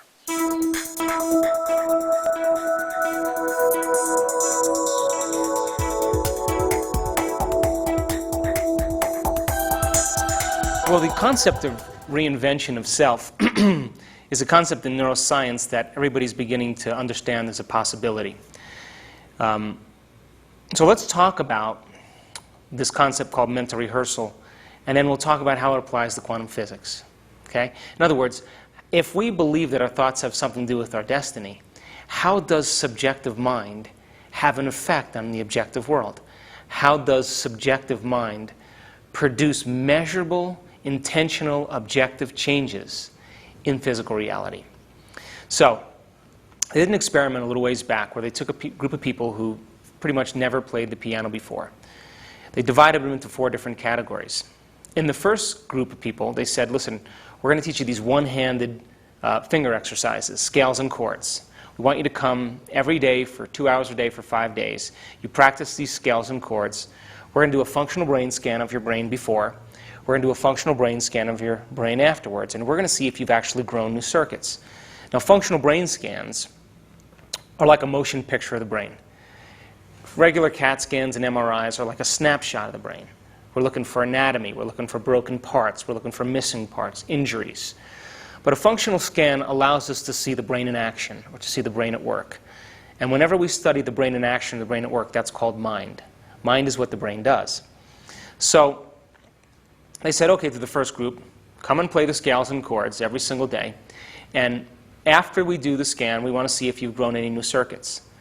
So the people came and played every single day, and after 5 days, of course, they grew a whole new set of circuits on the opposite side of their brain. Well, that makes sense. If you learn something new, learning's making new connections. You get some instructions. The instruction is to apply what you've learned, to the learn how process, to get your body involved, what your mind has intellectually understood. You're going to reinforce those circuits. If you pay attention and you repeat it over and over again, you're going to absolutely grow new circuits. That's how we grow circuits. So these people grew a measurable amount of circuits in the opposite side of the brain. Second group of people, they said, come for 2 hours a day for 5 days. We'll scan your brain before, we'll scan your brain after, but listen, you come and play whatever you want. And at the end of 5 days, hardly anything happened. Why? Because they didn't get any knowledge, so they didn't make any new connections. They got no instruction.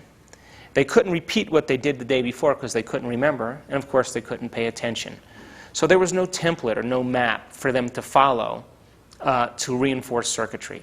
The repeating thing. The repetition, but the template starts out with learning, right? If you learn the scales and chords, then if you apply what you learn and you get some instruction, now that process is an experience, and the experience shapes the brain.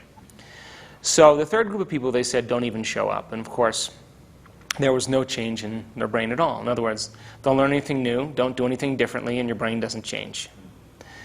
The last group of people, they said, come for 2 hours a day for 5 days. We'll scan your brain before, we'll scan your brain after. But listen, what we want you to do is we want you to close your eyes and we want you to mentally rehearse playing the scales and chords. At the end of 5 days, they grew the same amount of circuits as the people who physically demonstrated the activity. Now, that was a monumental experiment because it showed that we can change our brain just by thinking differently. And not only that, when we're truly focused and we're truly paying attention, because of the size of the frontal lobe, the brain does not know the difference between what's happening out there and what's happening in here. In other words, the thought becomes the experience in and of itself when we're truly focused. Now, why is that? Well, the frontal lobe is kind of like the volume control of the brain.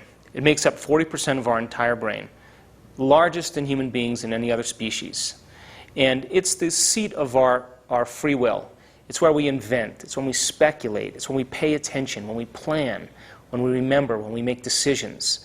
It's the CEO of the brain. It's the symphony leader of the brain. But when we're learning or when we're paying attention or when we're planning and we're deciding, we don't want to be distracted by any other extraneous stimuli. So the frontal lobe literally lowers the volume to time and space. It literally lowers the volume to the feedback from the environment, the feedback from our body, and even our awareness of time. So when that happens, we get very present with what we're doing. And when we get present, that's the moment we make circuits, we make connections.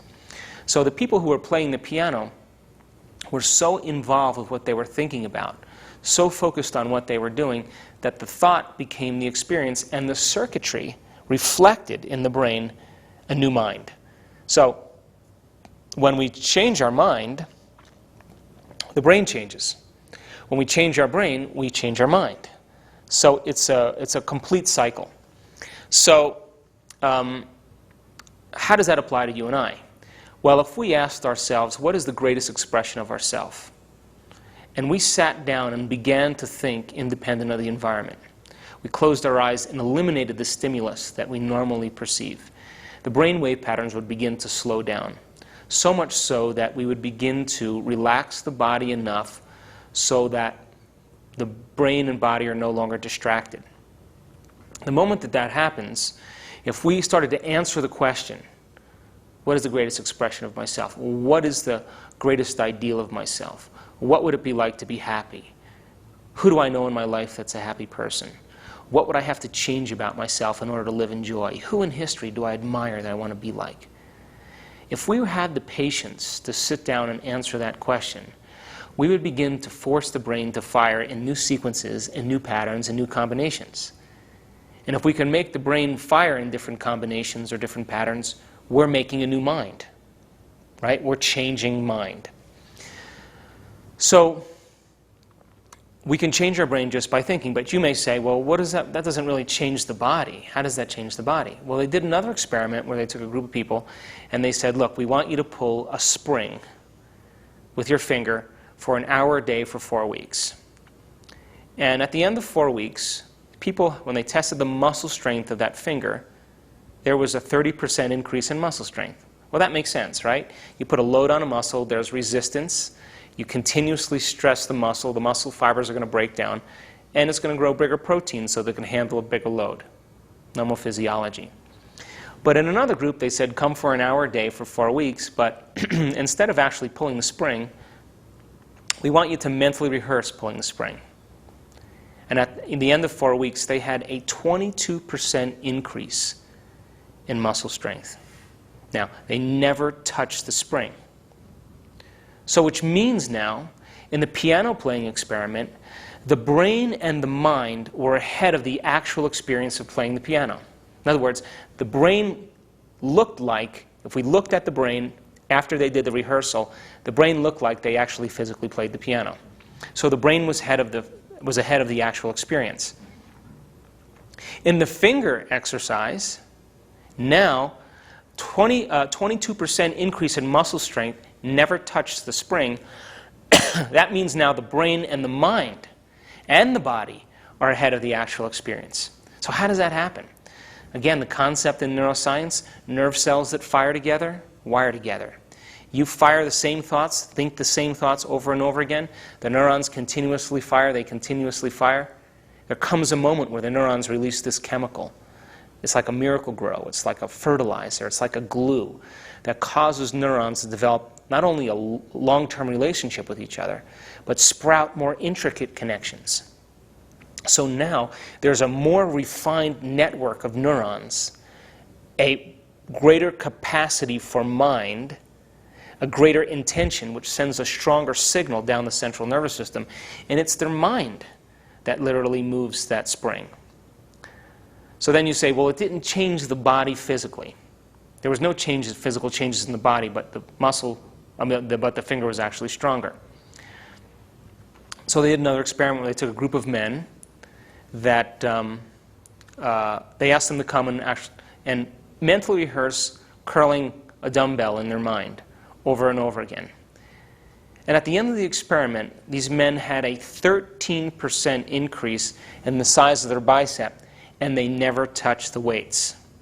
Now we're seeing now that through rehearsal, through the proper rehearsal, we can prepare the brain, the mind, and the body to be ahead of the actual experience. Which means then, if subjective mind is going to have an effect on the objective world, if the brain and the mind and body are reflecting the event as if the experience happened, it means in the quantum field, the experience finds us. Because the brain and body and mind are prepared for the experience. Now the problem is with most people, they're so conditioned by the environment that to think without the environment, they realize how conditioned their mind is to pay attention to the extraneous stimuli that they've been conditioned to pay attention to.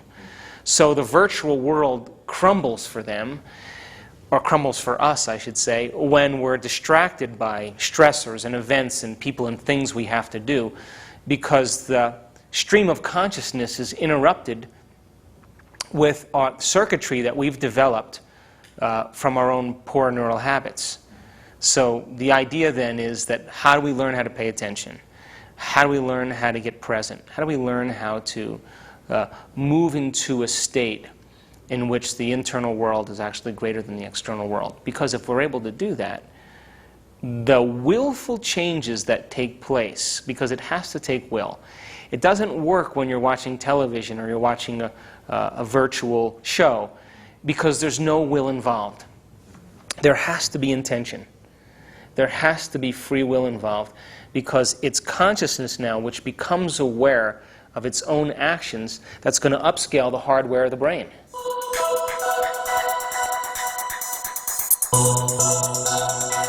So let's talk about video gaming, because it's a phenomenon in our culture right now.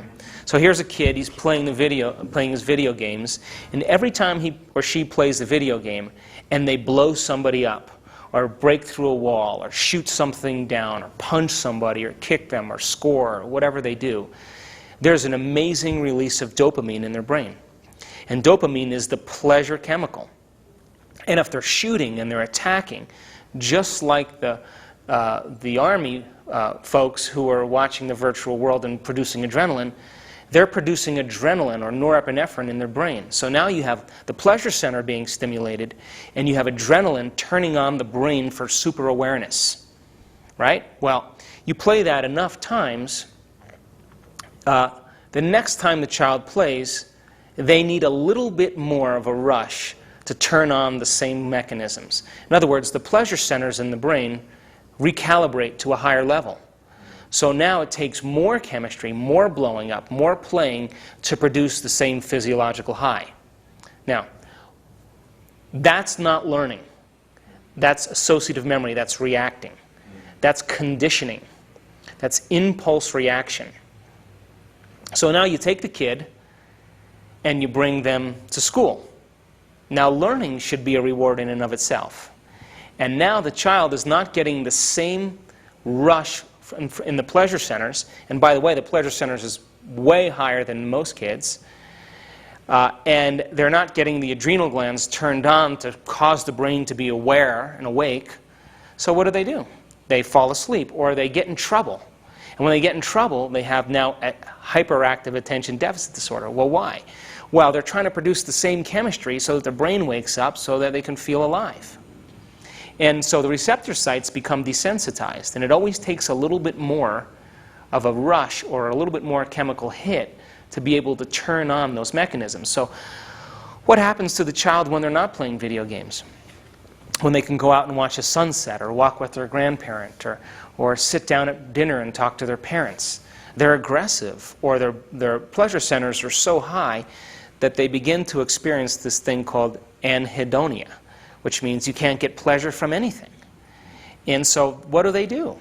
When they realize that nothing in their environment turns them on, they go back to gaming, or they buy another game that's a little bit further over the top to get the same rush. And hence you see the brain chemistry changing dramatically, and the quickness in the shift in attention spans actually shortens brain activity in terms of the frontal lobe, and it creates kind of like a chronic distractibility, where they're always distracted from one event to the next because their brain has been conditioned that way. So that's not focus.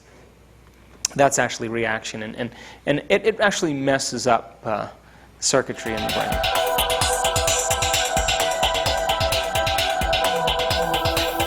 Yeah, you have to be present. Time and space have to disappear. Just like, for example, as you and I are talking, there's a hum over here, but it's not important to us, so our brain lowers the volume to that. And so when we're meditating and we're truly focused, or we're truly paying attention, when the frontal lobe lowers the volume to the extraneous stimuli, sensory information from the body, the motor centers in the brain shut off. In other words, there's no mind there any longer. So there's no activity there. If there's no activity, there's no mind. The parietal centers, the circuits for time and space, they shut off. So there is no time. Yeah, the lights go out. So now the only thing that's being processed is the thought. The emotional centers cool down as well. And so now the reality is the thought. And that's when the brain captures it and begins to pattern it three-dimensionally. I mean, my definition of true presence and true attention is when I forget about myself. When you're so involved with what you're doing that you want to elongate the moment, you want it to last. You're not running from it, but you're enjoying, you're expanding into the moment instead of contracting from the moment. Oh, by the way, neuroscience is actually showing right now that attention is a skill, that you can improve it. Just like golf or tennis or any other skill that you learn, that the more you pay attention and the more you practice being attentive, the more the brain will change. And the brain will begin to produce brainwave patterns that are more coherent on an electroencephalograph. That coherent frequency or that coherent pattern is when neurons love to gang up and dance to the same rhythm and make new circuits and new connections. So we can take people who have attention problems and we can train them then to begin to improve their attention so that so mind has more control over the body.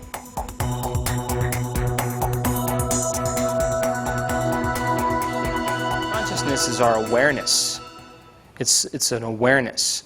So when we're aware and we're present with whatever thought we're embracing, the brain can record the event, the thought as an experience. And so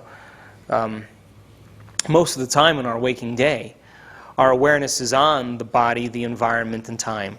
Our brains are conditioned to pay attention to the environment through our senses and to be aware of our body and how it's feeling and to be aware of time. That's a very simple survival mechanism. And it's also kind of this pain and pleasure mechanism because the thinking brain is always evaluating the environment to determine what's going to feel good based on its memory, and it's going to want to move towards that and move away from what's going to be uncomfortable and what feels bad.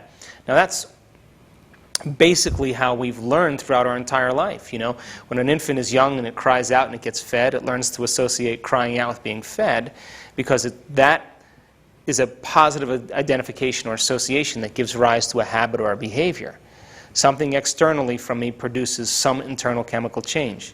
And that external thing producing this internal chemical change, I'm going to notice my internal subjective chemical change and I'm going to pay attention to that so the next time I know how to get it. Move towards comfort. By the same means, if you put your finger on the hot stove as a kid or stick a fork in the light socket, in a matter of seconds you learn to associate pain with that activity. So 1 or 2 times, maybe 3, you start to pay attention with that internal chemical change called pain with that external event.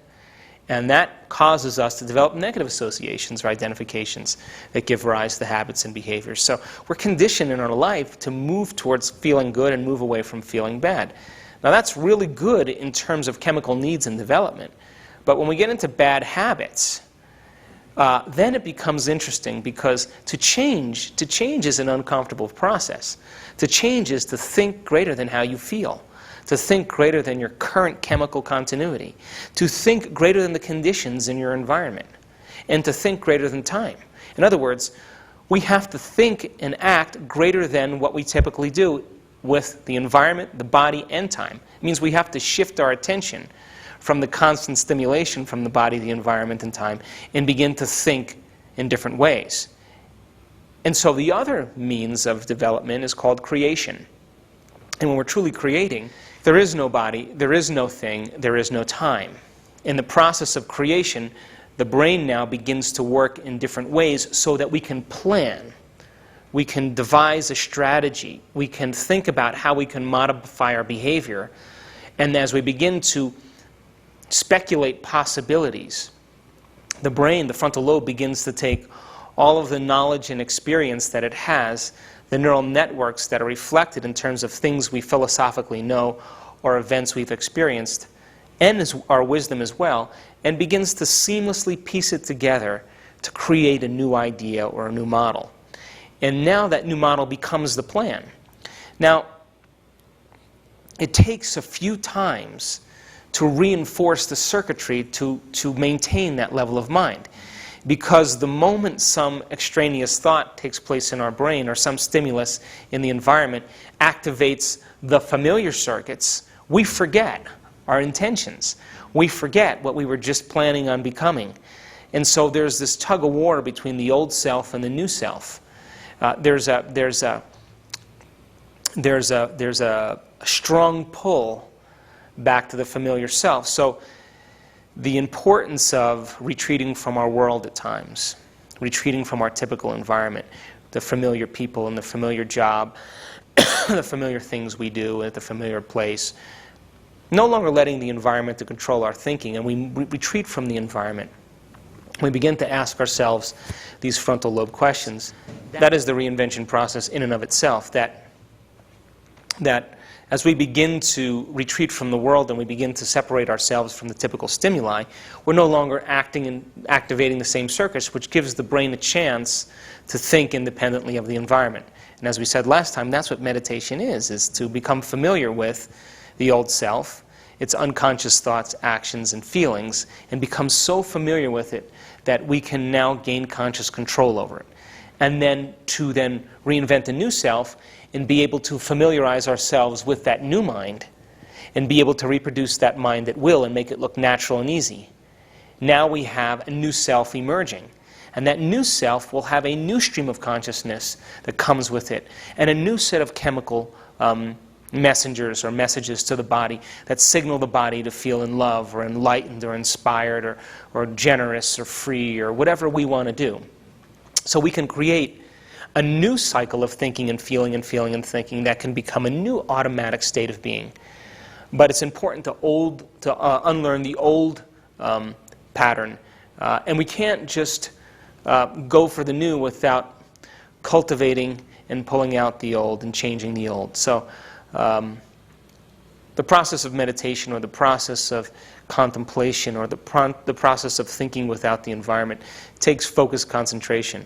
And it also takes learning new things, because when we learn new things, the learning of that new thing creates the raw materials for us to begin to say, I got more building materials for a bigger idea of myself, a bigger dream, a bigger vision for myself or for the world. So that's why the learning keeps the brain active. It's developing new circuits. We're weighing what we know against what we don't know. We're weighing if we believe this, or we're analyzing it, or we're evaluating it, and we're finding a way to fit it into our neural structures to then build a bigger belief for a bigger perception of the way reality is.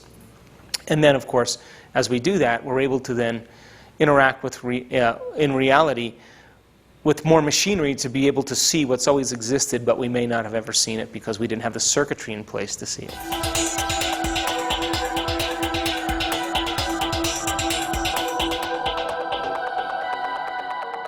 Creating this ego is the one that creates the separation. The ego is the when we get rooted in our ego, it means that all the automatic emotional states have been finalized, our behaviors are complete, and our thinking and our attitudes are predictable. And so when the ego is living as the ego, it's concerned about self. Its attention is on self.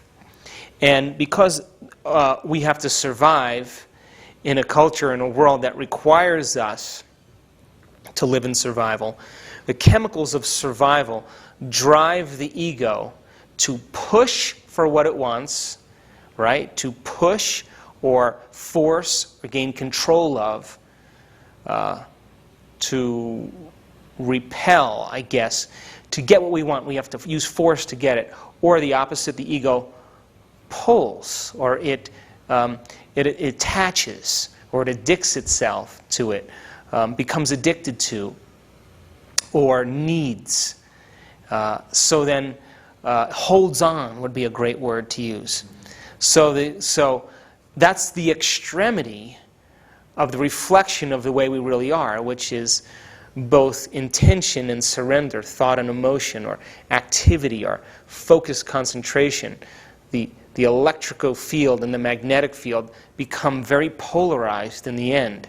And so when the chemicals of stress push us into survival, we're thinking about how we can get what we want for ourselves in a certain amount of time in the environment by using our body, by using our senses, by being animal in a sense, just being overly exerting, pushing.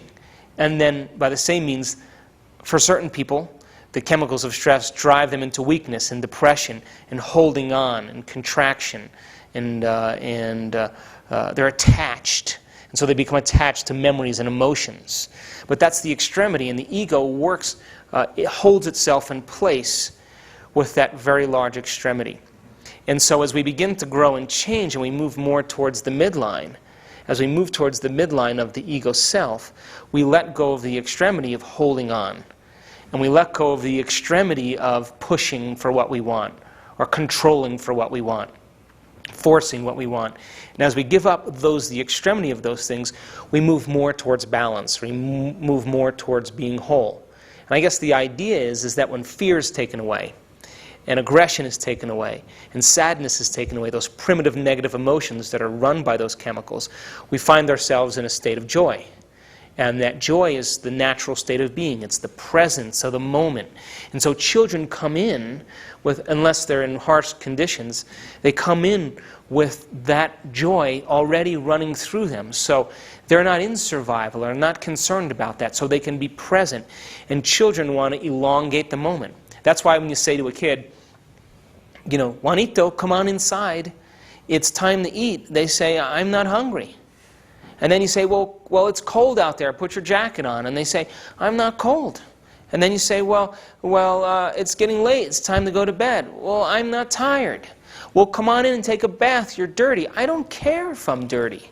Now you say to an adult, come on in, it's time to eat. They say, yeah, let's eat. You say, come on in, it's time to take a bath. Okay, make sure the water's hot. So we're striving for that relief from the moment. We're striving to run away from that discomfort that is now developed within us. And so the children have that because their brainwave patterns are slower. A child that's born is functioning for the most part in delta waves. They're asleep with their eyes open. And they get a little older, then they move into theta. And when they're in theta, all the sensory information is going right into the subconscious brain. But in effect, it's the same thing.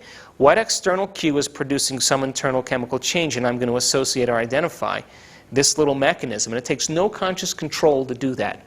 To search for pain or run away from pleasure, not a lot of conscious activity goes on with that. It's actually very primitive and very stimulus response based. And it ultimately comes to the point where you ring the bell and you salivate. It's the same thing. You see the person, you see the event, and your body immediately responds without the conscious mind. There's no conscious mind involved in that type of activity, except in the immediate moment. And the 2 or 3 stimuli in association allows the conscious brain to go to sleep, and it's the body that primarily makes those decisions. So the adult then, as an adult, there are events that happen in our life that we tag emotionally important. Whether your mother tells you you're fat, or your father abuses you, or you get fired from a job for something that you didn't do, or you lose someone that you love, or your husband leaves you with children, or your wife is doing whatever it is, we tag those emotional events as important. And the memory of those emotional events actually produces the same chemistry as if the event was happening. And then that emotional state becomes who we are. Now, the more addicted we are to emotions, or the more attached we are to that emotional identity, the bigger the gap between the way we appear and who we really are. Who we really are is empty and hurting, or unhappy, or suffering. So what we do is that pain is so uncomfortable, we decide to build this identity to look smart, to be successful, to own a lot of cars, to be pretty, to do whatever we can. And we need the environment, the people in our life, the things that we do, the places we go, where we live, the times we're there. All the environmental information is important to stimulate the brain to create this facade of being a somebody, because it's too painful to be this. So we run from this feeling and we create this identity, this personality that needs the environment to remember itself. So, these people, you go to these places, you belong to these clubs, you do these things, you own these things, you own the boat, you own the car, and all of that you need to remember yourself as the somebody. They're strong ego markers. And so what happens is, somewhere in our life, right around the 40s or the 50s, we begin to realize that we can predict the feeling that's connected to all of these things, and none of that makes us happy. So then what do people do? It's the midlife crisis, right? They go out and buy the new sports car, right? Some external thing is going to produce some internal chemical change, and I'm going to use this to make my pain or my emptiness go away. I'm aging and I don't like myself any longer, so I'll buy the Harley Davidson. I'll buy the new boat, the affair. It could be joining the new social club, the new golf club, and meeting the new people so we feel important. To reaffirm, to try to remember this identity, because without all of this, you're left with this. And incidentally, when we die, and all of this is taken away, all the environment is taken away, we're left with this down here. We're left with that emotional feeling that somebody, and we haven't evolved in a lifetime if we've never owned that emotion. So, you could be the wealthiest man in the world, or the wealthiest woman in the world, and be the prettiest woman in the world, and have all the things you want. But if this feeling doesn't go away in your lifetime, and you don't know how to change that, then at the end of your life, you haven't evolved much at all. So, the people who realize in the midlife crisis that the environment doesn't make them feel good, and by the way, it takes enormous amounts of energy to keep this all going. I call it spinning plates. You got to spin a lot of plates to keep it all going, to run away from that feeling, right? And some people, in the middle of their life, they say, I'm not going to keep my emotional agreements any longer. I'm not going to keep my emotional connection to my husband. I'm unhappy. I'm going to just start not pretending that I'm happy any longer. I'm not going to be distracted by extraneous things so I can continuously run away from this. Some people say the game's up. I quit. And I don't want to keep it all going. And then they just stop their agreements and they fall down to this person down here. Their family sees that. They take them to the doctor and they give them a little Prozac, and next thing you know, they're back shaking hands and smiling and pretending like everything's okay. Now, those people who don't do that, and the novelty of the sports car wears off, or the novelty of the affair wears off, or the novelty of the new social club, or going on vacation, when all that wears off, because when they come back and it's over, they're back to that same feeling. They go to the next level. And what is that? That's video gaming. That's drugs. That's alcohol. That's gambling. That's overeating. That's shopping too much. That's pornography. Anything, we'll use anything because people don't know what else is there to make this feeling go away. And as they search for things that are addictive, like drugs produce enormous chemical changes that make the person feel great. The problem is that the next time they use the drug, they need a little bit more, because the receptor sites on the outside of the cells become desensitized. It's like living with a spouse that always yells at you. They got to yell a little bit louder to turn on your attention. Well, to turn on the cell, a little bit more chemistry the next time. So instead of gambling for $50,000, we'll gamble for $75,000. Ooh, bigger rush. Whether you win or lose, it was the rush you were looking for. But when they wake up the next morning after the drugs wear off, or the shopping is done, or the strip club, or whatever people do, the feeling's back. So then they think, how am I going to make this feeling go away? And so the external thing, with that internal chemical change, just like the baby who looks for milk, is a conditioning that goes on that allows them to become addicted. And so then this gap between the way we appear and who we really are becomes the very foundation of why people can't find happiness in their life. So this is why the law of attraction doesn't work for people, a lot of people, because they think they want to accumulate more things, right? To attract more things, and they think that'll make that feeling go away. The universal law does not work that way. The law of attraction will not work for that person until we look at that emotion, instead of turning on the TV or getting on the computer or getting on the phone or playing a video game or getting on the internet or whatever people do to distract them, to say, what is this feeling? I'm unhappy. I'm empty. I'm suffering. I'm going to look at this feeling. What are the thoughts that I think when I feel this way? What are the behaviors that I perform and demonstrate? And what are the states of mind that I live in? What is my attitude? What are the other feelings that are derived from this? And let's make conscious all of those unconscious thoughts. Now, the person is in the process of change. They're pulling out from the unconscious, subconscious, and bring it to the conscious so that they can gain more control over it.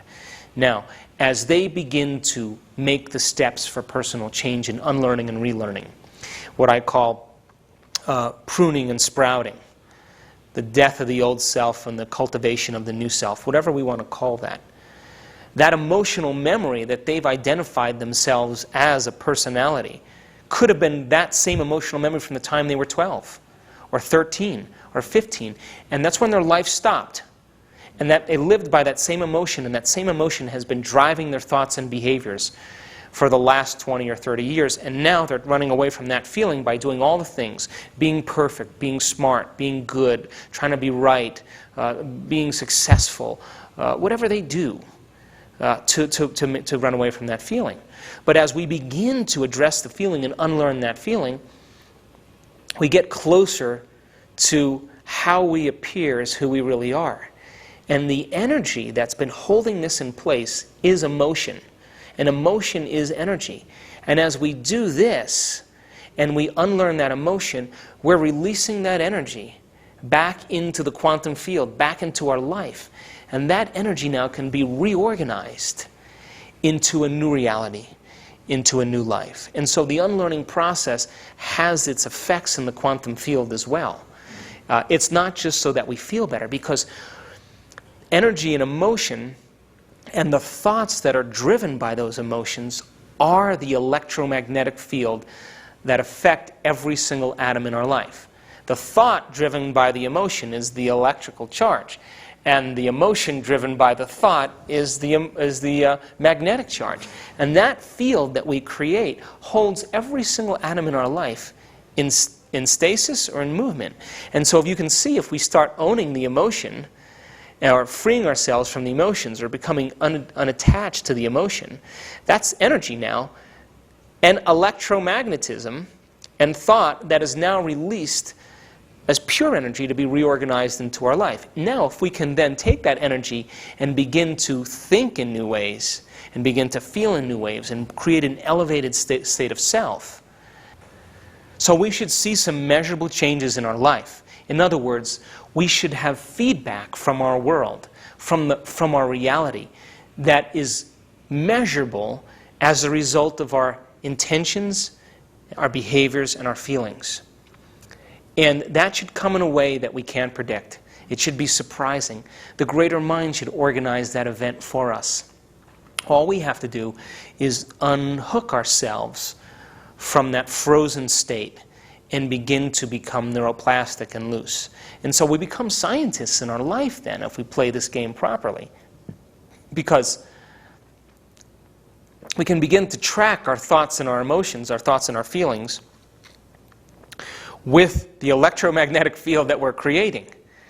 And if we're maintaining that modified state of mind and body for our entire day, there should be something different that shows up in our world, if not that day, within a certain period of time. And we don't have to force that. All we have to do is live in joy. Because by living in joy, we already said that it's already here. We've already accepted that the outcome has happened, and that's the magnet. Joy is the magnet that draws the events to us. If we create in joy, and then we get up and live in pain, we're pushing that event away from us the whole entire time. But if we create in joy and then we live in joy, we're drawing electromagnetically the events to us. And so when we break through and we create transparency, which is how we appear as who we really are, and we've changed the emotional memories that we've memorized, all that energy is free energy, or raw material, to begin to create new opportunities and new experiences in our life. But it never ends. There's always more to refine. There's always more to get better at. And when we're like this, or close to this, and how we appear is who we really are, and we're happy because we've broken through the chains of our emotional addictions or our emotional habits.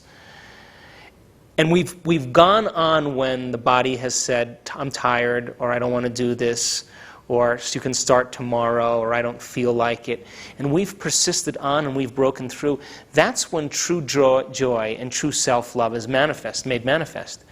And when it's made manifest in that way, and we love ourselves for what we've overcome, then we're happy without the environment. And when we're happy without the environment and we're flourishing and it's moving through us, that's when the law of attraction really works now, because we don't need the environment or things any longer to make us happy. And when we don't need them anymore, that's the moment it happens. I think there's a strong awakening that's happening, and I'm concerned, because the way the human condition usually works is that crisis usually has to be the derivative for change. There has to be breakdowns in systems before there's revolution. Because, we live in the culture where comfort is so important, and convenience is so necessary, and corporate choices in corporate America has pretty much lulled us to sleep.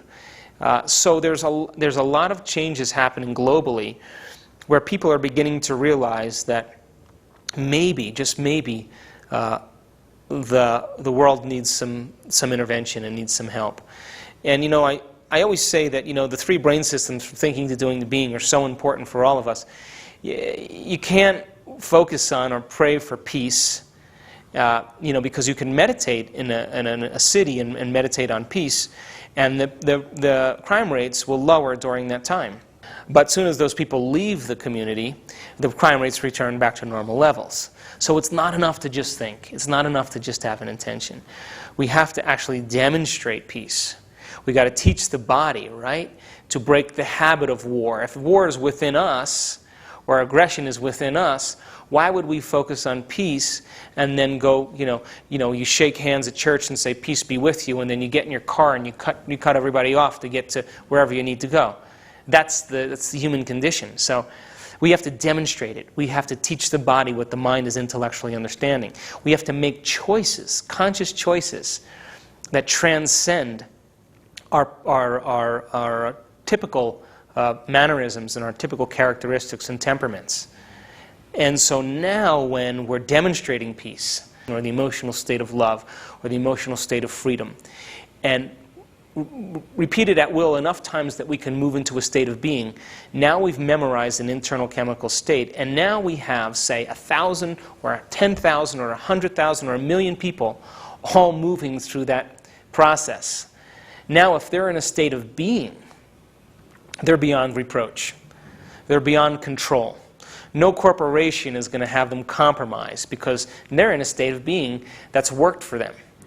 No comfort, bribery of comfort is going to be of interest to them, because they've made it to a point of being. And when we're in a point of being, we've mastered it. We've mastered ourselves. And so I think humanity needs to go through the process from thinking to doing to being. And as I said in my lecture on Sunday, I don't know why, the only thing that I want material is an electric car. Well, because I have a problem with oil, and I have a problem with global warming, and I have a problem with the wars and the way things are working. But I could never stand up and fight for those things if I'm driving a gas car. But if I have solar panels and I have my electric car and it needs no gasoline at all, now I've made choices that are consistent with my thinking. Now my intention is in alignment with my behavior, or my behavior is in line with my intention, or my actions are equal to my thoughts. Now my body's getting involved. And if I'm making those choices, and I'm able to make consistent choices within that realm, I will move into a state of being that's beyond reliance. So now, if you tried to bribe the person who's done that, if you tried to manipulate them in some way, or tried to cash them out, or do something to control them, that person is in a state of being, and there's nothing that you can do that can move them from that. Imagine 3 billion people in that state of mind. What kind of world we would have. So a leader is someone who has their thoughts and their actions aligned, their mind and their body working together. A politician who has the mind saying one thing and their body doing something else. And so true leaders, whether it was Martin Luther King or William Wallace or Mother Teresa, They were leaders because they were living as if the dream was happening now. And they were uncompromising to it. And it didn't matter what was happening in their environment, the circumstances. It didn't matter if someone was threatening their life with their body. They didn't even care about their body. It didn't matter how long it took. So they were beyond survival. They were visionaries. They were creators. And so I think our goal is to begin to make choices that may be somewhat uncomfortable, that may be so inconvenient in the beginning, and to stay conscious, because, you know, media and television and entertainment distracts us from the immediate issues, not only on a global level, but within us as well. And as we begin to move away from the ego, being selfish, to being selfless, because we've overcome the survival emotions, those negative emotions that drive us to fear and anger and hatred. Those are driven by the emotional chemicals of stress. Well, if we're able to mediate that stress response and be able to control it and reinvent a new self that's based on altruistic feelings and emotions, then the only thing we care about is contributing. Because I say, when you have everything you want in the world materially, all the wealth you want in the world, the only thing you care about now is making a difference. So if you've overcome things about yourself emotionally, then the only thing you're going to want to do is figure out how you're going to make a difference in the world, how you're going to contribute, how you're going to be selfless. And if we have enough people working on themselves within that realm to become selfless and being contributed, considering the whole, making decisions to include everybody instead of just the self, we would see pretty dramatic changes taking place in this world.